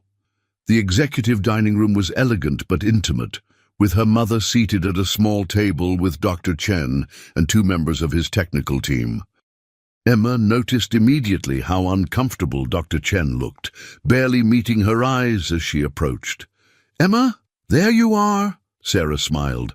"I thought you might be hungry. Come sit down." As Emma took her seat, she studied Dr. Chen. The brilliant engineer had always been kind to her, explaining technical concepts in ways she could understand. Had he been forced into this deception somehow? Thomas's words about his name being on every document suggested he might not be a willing participant. "Dr. Chen," Emma said innocently, "how is Lingo Bridge working today? Any bugs?" He flinched slightly. "No bugs. Running perfectly." "Emma has always been fascinated by your work, Marcus," Sarah said proudly. "She's quite the linguist herself." "Yes, I know." Dr. Chen managed a small smile. "You've got a natural gift, Emma. Better than any AI, if you ask me." Emma tilted her head. "But Dad says Lingo Bridge is perfect, better than human translators." "Doctor." Chen's smile tightened. "Technology has limitations that humans don't. Nuance, cultural context. A truly gifted human will always have an edge." "Is that why?" Emma began, but was interrupted as servers arrived with their lunch. Throughout the meal, Emma observed Dr. Chen carefully. He was nervous, checking his phone frequently, barely touching his food. Something was weighing on him heavily. When lunch was nearly over, Emma excused herself to use the restroom, taking her backpack with her. Instead of turning toward the restrooms, however, she slipped down the hallway toward the main conference room. With everyone at lunch, it might be unattended. She peeked through the glass door. The room was empty except for a security guard stationed by the entrance. The 3 Lingo Bridge devices still sat on the conference table. Emma stepped back, thinking quickly. She couldn't get past the guard, but maybe she didn't need to. The ventilation system ran throughout the building. If she could find another access point, one that connected to the conference room. She remembered the building layout from her many explorations. There was a small audio-visual control room adjacent to the conference room where technicians monitored the presentation systems. It would have ventilation access and might even be unmanned during lunch. Emma made her way there, finding the door unlocked. Inside, monitors showed different angles of the empty conference room. A ventilation grate was positioned on the wall at child height. Perfect. Working quickly, she removed the grate, activated her recorder, and placed it just inside the vent, positioning it carefully so it wouldn't be visible but would still capture sound clearly. She replaced the grate and stepped back, heart pounding with a mixture of fear and determination. "What are you doing in here?" "What?" Emma whirled around to find Lily standing in the doorway, arms crossed. I got lost looking for the bathroom, Emma said, trying to sound innocent. Lily's expression softened. This area is restricted, Emma. Come on, your mother is looking for you. As they walked back, Emma glanced at her watch. The afternoon session would begin in 30 minutes. Her recorder was in place, capturing everything that would be said in that room. Now she just had to wait. The afternoon stretched endlessly as Emma waited in the children's lounge, unable to concentrate on anything. Zach had disappeared, probably bored with her company, which was fine with Emma. Her thoughts were entirely focused on the recorder hidden in the conference room ventilation system. At 3:30, Lily appeared again. Emma, your father asked if you'd like to join them for the closing ceremony. They're about to sign the final agreements. Emma's heart leapt. Yes, please. This was better than she'd hoped. She'd be in the room when the contracts were signed. As they rode the elevator to the executive floor, Emma's mind raced. Should she say something now, but without proof?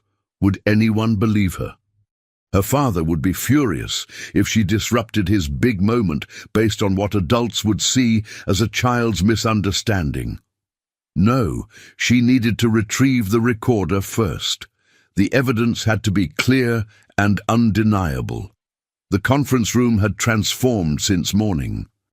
The business atmosphere had given way to a celebratory mood, with champagne being poured and photographers positioning themselves. Emma spotted her father at the center of it all, beaming as he shook hands with Mr. Zhao. Her mother waved her over. Come stand with me, sweetie. This is history in the making. Emma took her place beside Sarah, scanning the room. Dr. Chen stood near the Lingo Bridge devices, his face pale and drawn, despite the festive atmosphere. Thomas Wilson was moving confidently among the investors, all charm and smiles. Agent Parker was there too, her professional demeanor unchanged amidst the celebration. She caught Emma's eye and gave a small nod of recognition. Robert Mitchell took center stage, raising his hands for attention. Ladies and gentlemen, after months of negotiation and due diligence, we stand at the threshold of a historic partnership. The documents before us represent not just a business transaction, but a bridge between nations, cultures, and financial systems. Lingerbridge hummed softly as it translated his words into multiple languages. The international delegates nodded appreciatively, some raising their champagne glasses. Before we sign, Robert continued, I want to thank the people who made this possible, my incredible team at Global Tech, our partners from around the world, and especially my right hand, Thomas Wilson, whose financial genius structured this deal. Thomas stepped forward, acknowledging the applause with a modest nod that Emma now recognized as completely fake. And of course, Robert added, Dr. Marcus Chen, whose brilliant Lingo Bridge technology has eliminated the language barriers that once made international deals so challenging. Dr. Chen managed a tight smile, his eyes darting briefly to Thomas. Now, Robert said, moving to the large table where the contracts were displayed, let us make history together. Representatives from each delegation approached the table. Emma watched as pens were lifted poised to sign documents she now believed contained hidden traps. She had to do something. Even without the recorder, she couldn't let this happen. Wait! The word burst from her before she could stop herself. The room fell silent, all eyes turning to her. Her father's expression froze in a smile that didn't reach his eyes. Emma, he said through clenched teeth, this isn't the time for... The translations are wrong, she blurted out. Lingo Bridge is changing what people are saying. It's changing the contract terms. Murmurs rippled through the crowd. The international delegates looked confused, some removing their earpieces to examine them. Robert laughed nervously. My daughter has a vivid imagination. Please, let's continue. I heard them, Emma insisted, pointing at Thomas and Dr. Chen. They're using Lingo Bridge to change the contracts and divert money to shell companies. The room erupted in confused conversation. Agent Parker stepped forward, her attention now fully focused on Emma. Thomas moved swiftly to Robert's side. "Robert, control your daughter. This childish outburst is jeopardizing everything." Robert looked between his daughter and his business partner, bewilderment giving way to anger. "Emma, that's enough. Apologize to everyone immediately." Sarah placed protective hands on Emma's shoulders. "Robert, maybe we should listen." "Not now, Sarah," he snapped. "Emma, go with Lily. We'll discuss this later." Lily appeared at Emma's side, gently taking her arm, but Emma pulled away.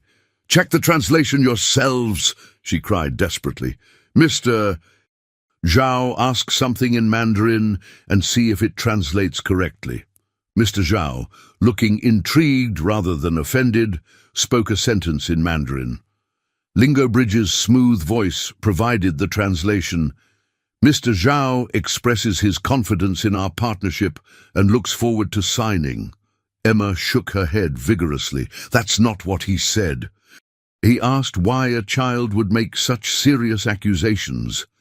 The room fell silent again. Mr. Zhao's eyebrows raised in surprise.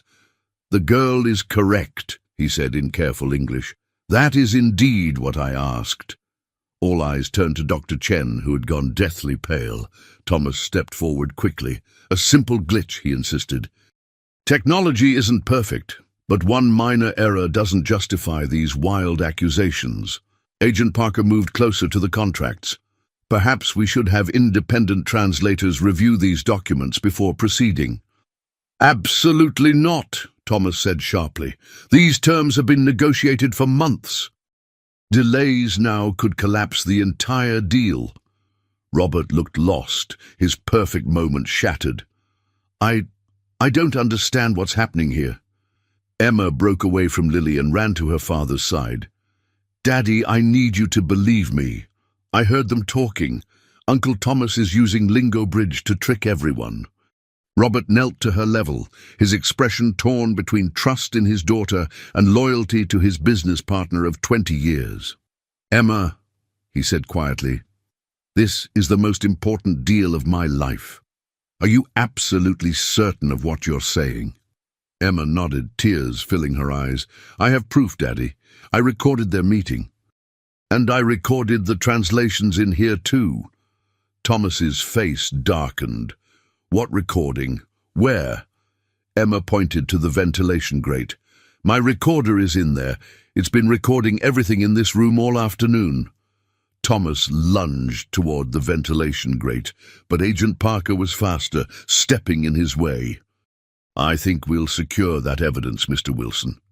2 days later, the Mitchell family sat in their living room as CNN broadcast breaking news about the global tech translation scandal. Emma watched the scrolling headlines with a mixture of pride and discomfort at seeing her family name splashed across national news. "Financial authorities have frozen assets connected to Thomas Wilson and several offshore accounts," the anchor reported. "Sources close to the investigation say the fraud could have diverted up to $200 million from international investors if the contracts had been executed as prepared." Robert muted the television, rubbing his temples. The past 48 hours had been a whirlwind of FBI interviews, emergency board meetings, and crisis management sessions. He looked a decade older, the betrayal by his longtime friend etched into new lines on his face. "They're calling you a hero, Emma," Sarah said gently, stroking her daughter's hair. "And they're right." Emma shrugged, uncomfortable with the attention. "I just knew something was wrong with the translations." "Because you trusted your instincts," Robert said. "You knew languages better than you gave yourself credit for, and you weren't afraid to speak up when adults dismissed you." He took her small hand in his. "That kind of courage is rare, even in adults." Emma looked down at their clasped hands. "Is Dr. Chen going to jail too?" Robert exchanged glances with Sarah. "That's complicated, sweetheart. Dr. Chen cooperated immediately and has been helping the FBI understand exactly how Lingo Bridge was manipulated. He claims Thomas threatened his family if he didn't help." "I believe him," Emma said firmly. "He looked scared, not mean like Uncle Thomas. The doorbell rang, interrupting their conversation. Sarah went to answer it, returning moments later with Agent Parker. "I'm sorry to intrude on family time," the FBI agent said, "but I have some updates that couldn't wait." Robert gestured for her to sit. "Please, we're anxious for news." Agent Parker sat across from them, her professional demeanor softening slightly when she looked at Emma. "First, I want to personally thank you, Emma. Your recorder provided crucial evidence. Without it, this might have been dismissed as a misunderstanding." Emma nodded solemnly. "Can I have my unicorn back when you're done with it?" Agent Parker smiled. "Absolutely. We've already made copies of the recordings." She turned to Robert. "Mr. Mitchell, our investigation has uncovered something unexpected. It appears Thomas Wilson has been manipulating translations in smaller international deals for nearly 2 years." Robert's face paled. 2 years? But Lingo Bridge has only been operational for 3 years, Agent Parker finished for him. "Yes. The fraud began almost immediately after full implementation.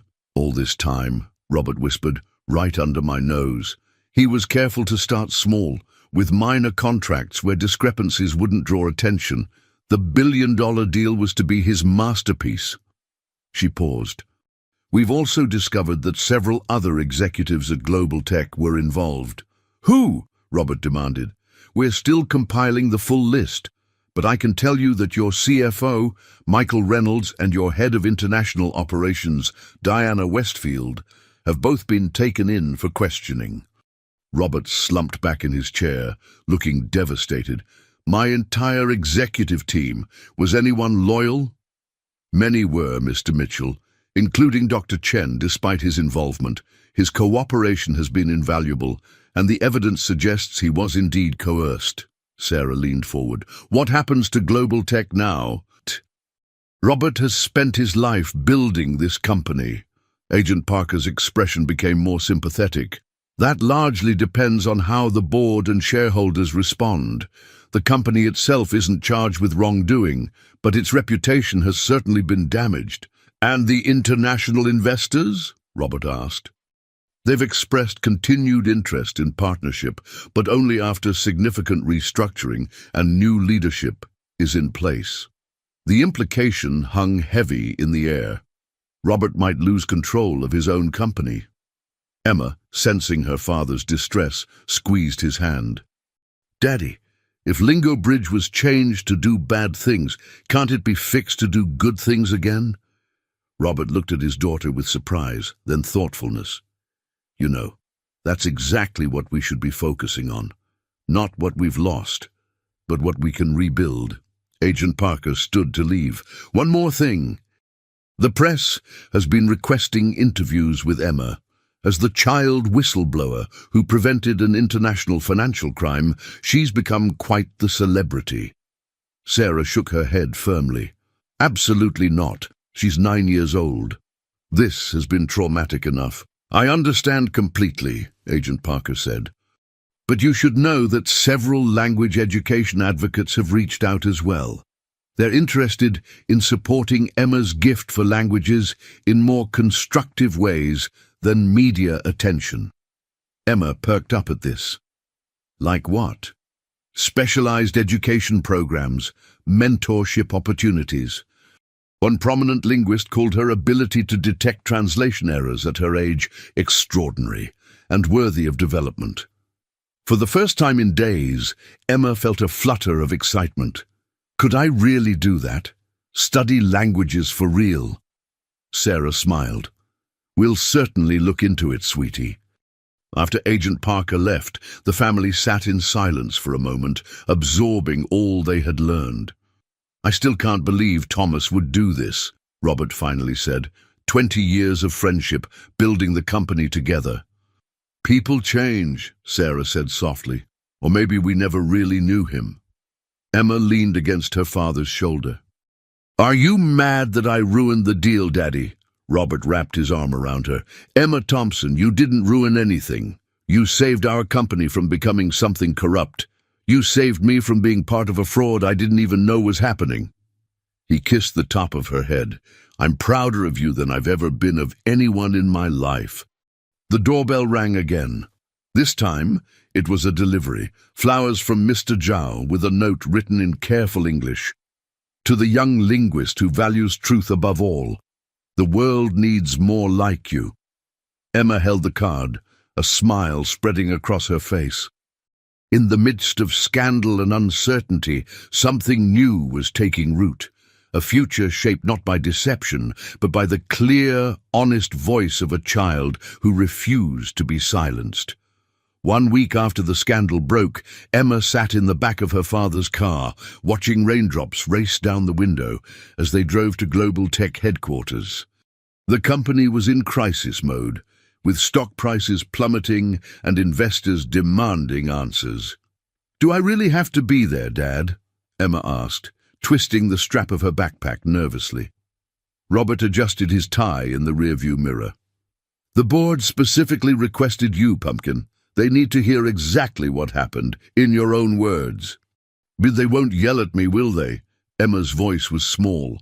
"Absolutely not," Sarah assured her from the passenger seat. "They're grateful to you. If not for you, the company could have been implicated in international fraud." Emma wasn't convinced. In the week since the failed deal, her world had turned upside down. Reporters camped outside their house. Her school principal had suggested she take some time off until the media frenzy died down, and she'd overheard her father on the phone, his voice breaking as he fought to retain control of his company. The Global Tech building looked different today, less impressive somehow. Security guards escorted them through a side entrance to avoid the press. In the elevator, Robert knelt to Emma's level. "You just tell the truth, exactly as you remember it. That's all anyone wants from you." Emma nodded, squaring her small shoulders. "I will." The boardroom fell silent as they entered. 12 somber faces turned toward them, expressions ranging from sympathy to barely concealed hostility. At the head of the table sat Eleanor Richards, the formidable chairwoman of the board, her silver hair pulled back in a severe bun. "Thank you for coming, Mr. Mitchell. Mrs. Mitchell." Her gaze settled on Emma. "And especially you, young lady. Please sit down." Agent Parker was already there, nodding encouragingly at Emma. A court stenographer sat in the corner, fingers poised over her machine. "Before we begin," Eleanor continued, "I want to clarify that this is not a formal deposition.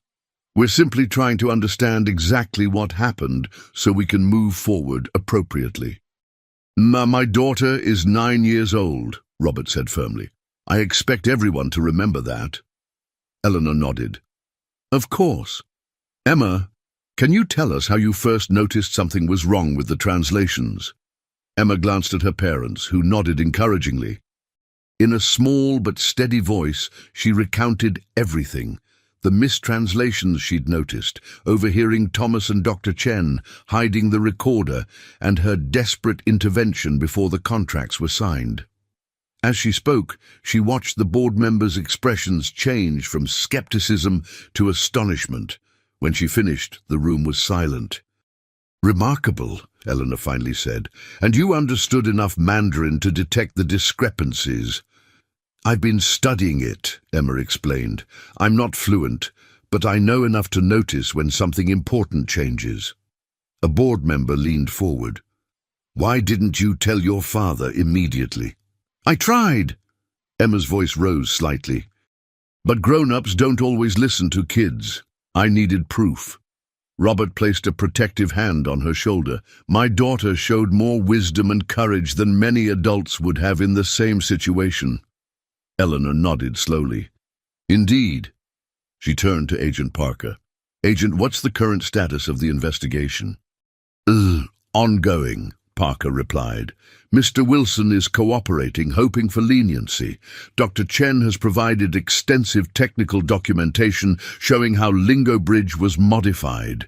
We've identified 3 additional Global Tech executives involved in the scheme." "And the financial impact?" Agent Parker hesitated. Substantial. Approximately $40 million has already been diverted through previous smaller contracts using the same method. If the billion-dollar deal had gone through as planned, the total fraud would have exceeded $200 million. A murmur ran through the room. Robert's face was ashen. "Which brings us to the question of leadership," Eleanor said, her gaze shifting to Robert. "Mr. Mitchell, while you yourself appear to be innocent of wrongdoing, this happened under your watch." 3 weeks after the board meeting, Emma sat in an unfamiliar classroom at the Stanford Language Center, nervously tapping her pencil. Around her, 12 other children ages 8 to 12 watched as Professor Lin wrote Mandarin characters on the whiteboard. "Emma, would you translate this sentence?" Professor Lin asked. Emma studied the characters, then spoke carefully. "The bridge between cultures is built on understanding, not just words." "Excellent." Professor Lin smiled. "Your pronunciation is remarkably good for someone your age." Emma ducked her head, still uncomfortable with praise. After the global tech scandal made international news, Stanford University had offered her a scholarship to their gifted language program. 3 times a week, Sarah drove her to these special classes while Robert fought to save the company.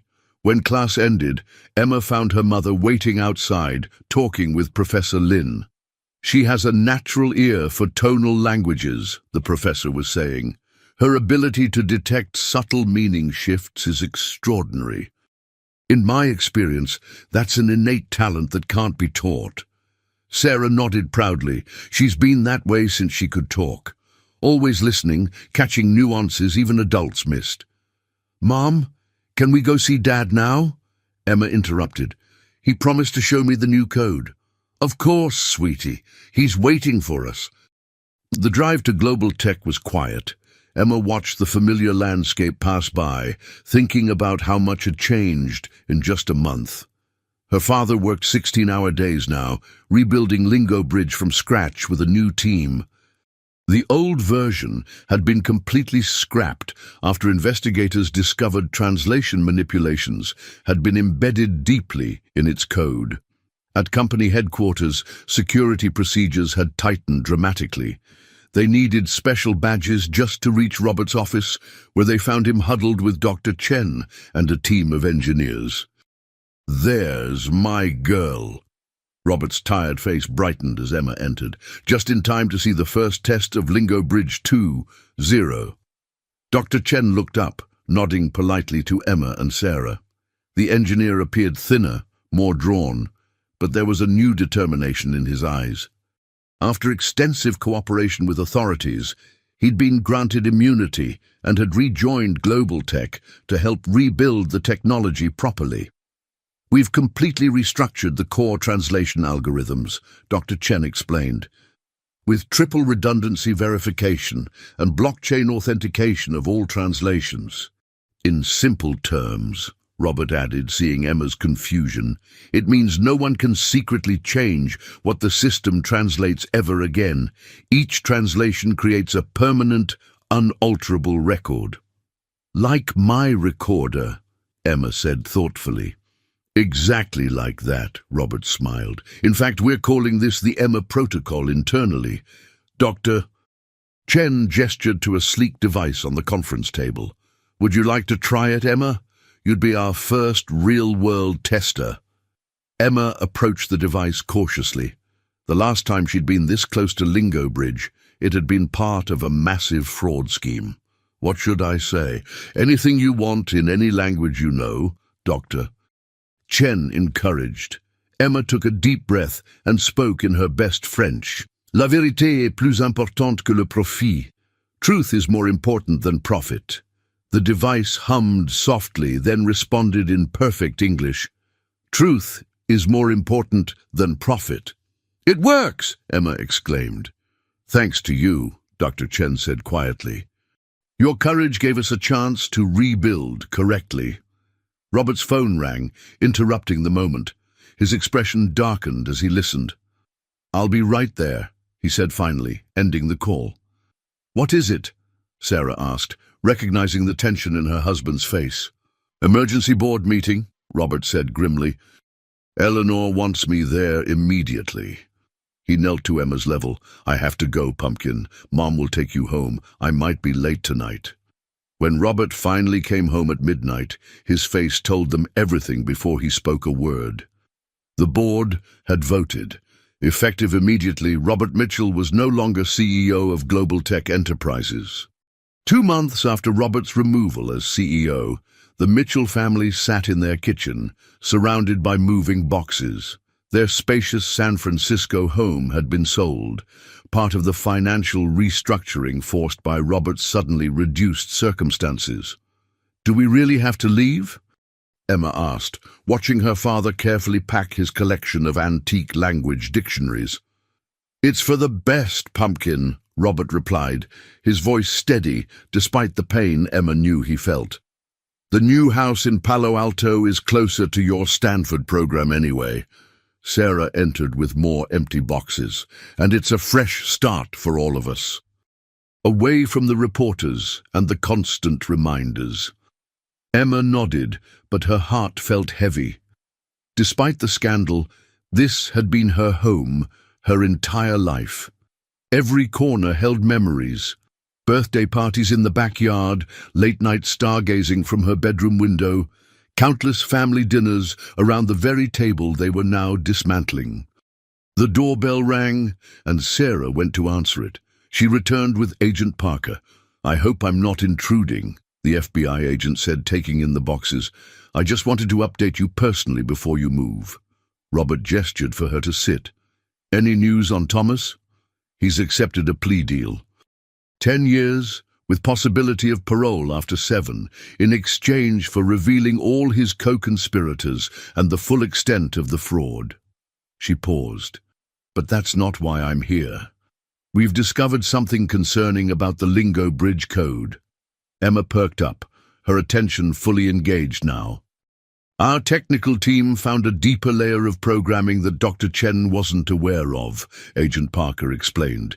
"It appears the translation manipulation had been planned from the very beginning of development, not added later, as Thomas claimed."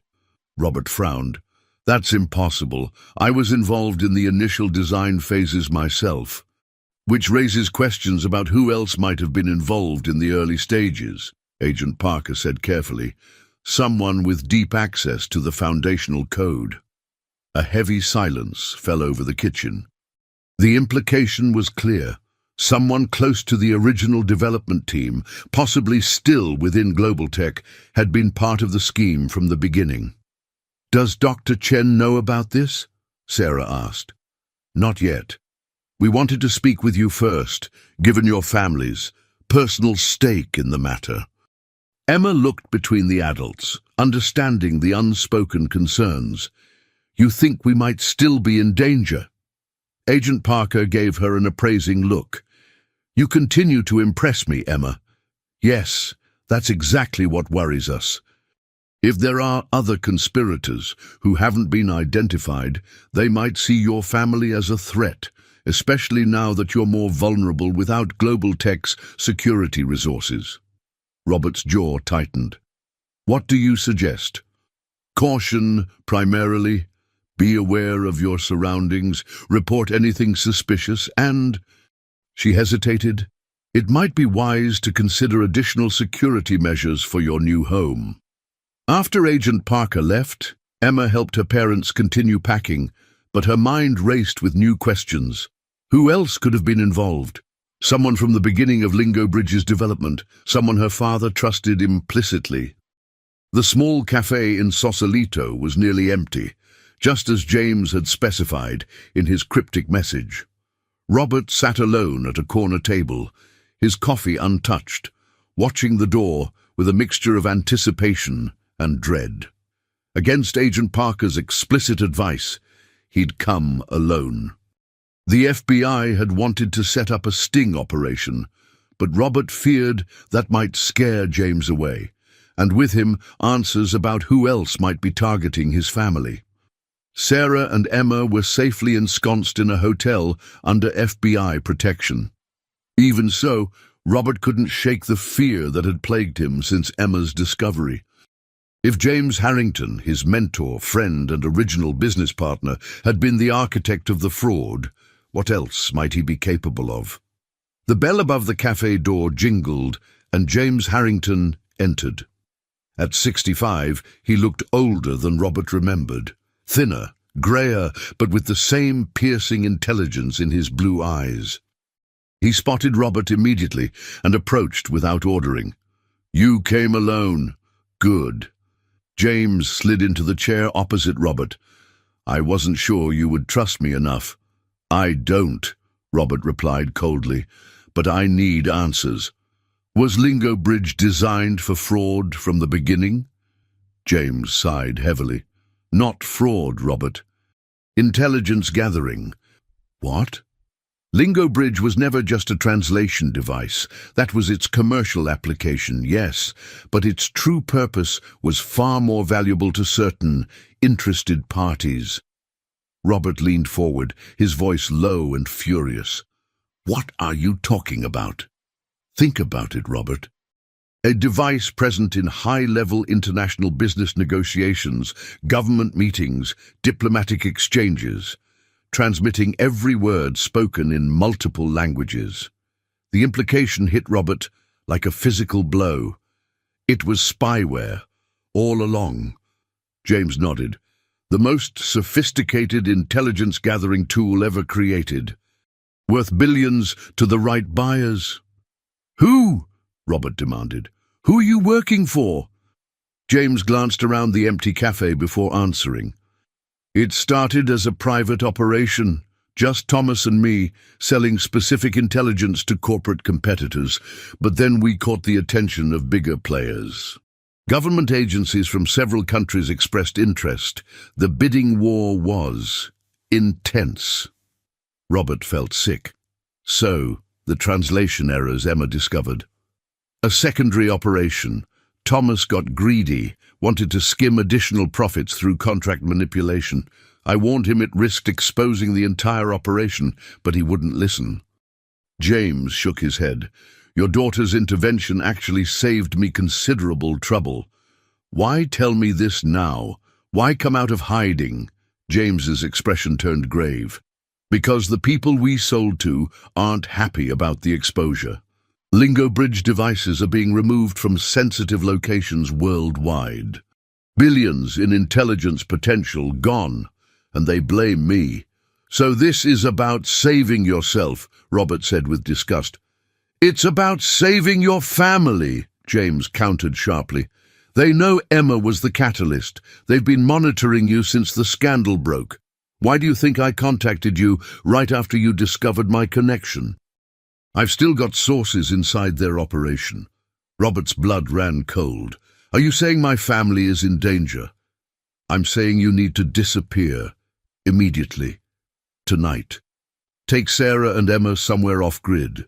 No electronics, no credit cards, nothing traceable." James Harrington's cabin was more fortress than wilderness retreat. Nestled among towering pines at 7,000 feet elevation, the rugged structure featured reinforced doors, shuttered windows, and a generator system for power. Inside, they found fully stocked cupboards, medical supplies, and even children's books and games. "Your Uncle James thought of everything," Sarah remarked, examining the satellite radio, their only connection to the outside world, and one they'd been instructed to use only in emergencies. "He's not my uncle anymore," Emma said firmly, arranging her few belongings in the small loft bedroom. After 3 days in the cabin, the initial fear had given way to a simmering anger. Real uncles don't put their families in danger. Robert, checking the perimeter for the 3rd time that day, overheard the exchange. Emma's sense of betrayal ran deep. First Thomas, now James. 2 men she'd grown up trusting implicitly. "You're right, Pumpkin," he said, climbing the ladder to her loft. "But sometimes people we thought we knew turn out to be different than we expected." Emma looked up from organizing her books. "Like you thought Mr. Harrington was your friend, but he was really a spy." Robert nodded, sitting beside her on the small bed. People are complicated. James did a terrible thing, but he's also trying to help us now. Do you think the bad people will find us here? Emma's voice was small, but her eyes remained determined. Agent Parker says we're safe for now. No electronic trails, no way to track us. He squeezed her shoulder reassuringly. And in a few days, once they've arranged everything, we'll go somewhere new, with new names. I don't want a new name, Emma protested. I like being Emma Mitchell. It would just be temporary until the FBI catches everyone involved. Emma frowned, clearly unconvinced. How long will that take? I don't know, sweetie, Robert admitted. But what matters is that we're together. That evening, as snowflakes began to fall outside the cabin windows, the satellite radio crackled to life. Robert answered cautiously. Mitchell secure. Parker here, came the agent's voice through static. Witness protection arrangements confirmed for 72 hours from now. Extraction team will meet you at the rendezvous point we discussed. Any developments on the suspects? Multiple arrests across 3 countries, but the primary operators remain at large. Her voice lowered. We've received intelligence suggesting they've narrowed your location to within 50 miles. Maintain full security protocols. After signing off, Robert secured the cabin for the night, double-checking locks and closing heavy shutters over each window. The small family gathered around the fireplace, huddled against both the mountain cold and the growing sense of isolation. 3 more days, Sarah said, forcing optimism into her voice. Then we can put this behind us. Emma sat cross-legged on the hearth rug, her language journals spread around her. Since arriving at the cabin, she'd thrown herself into studying with unusual intensity, as if languages could provide the stability her life now lacked. I've been thinking about Lingo Bridge, she said suddenly, about how it was designed to spy on people. Robert and Sarah exchanged concerned glances. That's not something you need to worry about, sweetie, Sarah began. But I do, Emma insisted, because I noticed something when we were testing Lingo Bridge 2, 0, with Dr. Chen. Robert leaned forward. What do you mean? The new translation system had extra security, right? To prevent manipulation. Yes, the blockchain authentication, Emma nodded. But what if that same system could be used to identify any Lingo Bridge device anywhere, like a special signature that only the right program could detect? The sun rose over Lake Tahoe, painting the water in shades of gold and crimson. Emma stood on the balcony of the lakeside safe house where they'd spent 3 tense days, watching eagles circle above the pristine surface. Behind her, inside the modest cabin, her parents spoke in hushed tones with James and a woman who had introduced herself only as Meredith, NSA. And after their narrow escape from the mountain cabin, racing through snow-covered forest on James's snowmobile, while vehicles converged on their former hideout, they'd arrived at this seemingly ordinary vacation rental to find it was actually a government safe house, one even Agent Parker didn't know existed. The real FBI and NSA had been investigating Parker for months, James had explained. Her occasional deviation from protocols had raised red flags, but they'd lacked concrete evidence of her involvement with international intelligence brokers. Until now.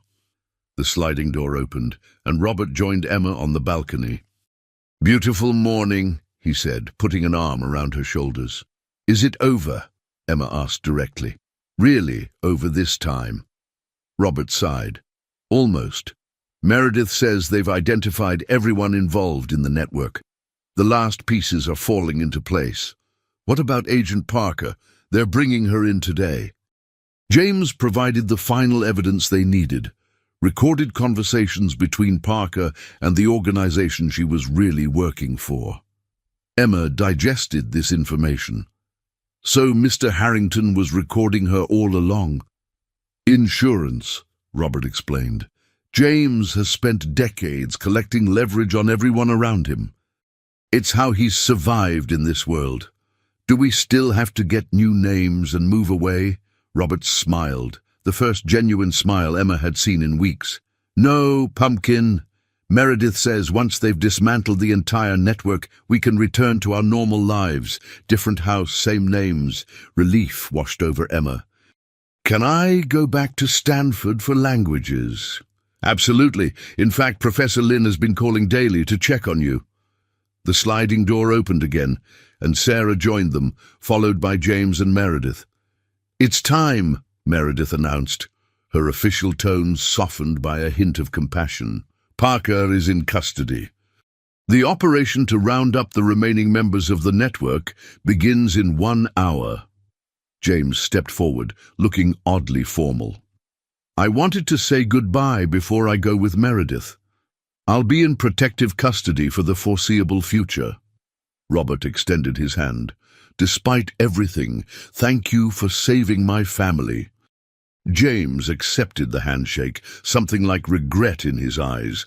I wish I could undo the damage I've caused, Robert, to global tech, to you, personally. What happens to the company now? Sarah asked. The board is meeting tomorrow, Meredith explained. With the full extent of the conspiracy now documented, your position looks considerably different, Mr. Mitchell. My understanding is they intend to reinstate you as CEO. 6 months later, Emma stood beside her father on a small stage at Stanford University, watching as he unveiled Truth Bridge, their new open-source translation platform designed with transparency and ethics at its core. As applause filled the auditorium, Emma spotted Agent Meredith, now a family friend in the audience, along with Professor Lin, and surprisingly, Dr. Chen, recently released from his limited witness protection. The journey wasn't over. Rebuilding trust never followed a simple path. But as Emma demonstrated the system's features to an audience of academics, technologists, and language enthusiasts, she knew they had transformed their family's darkest chapter into something luminous and true.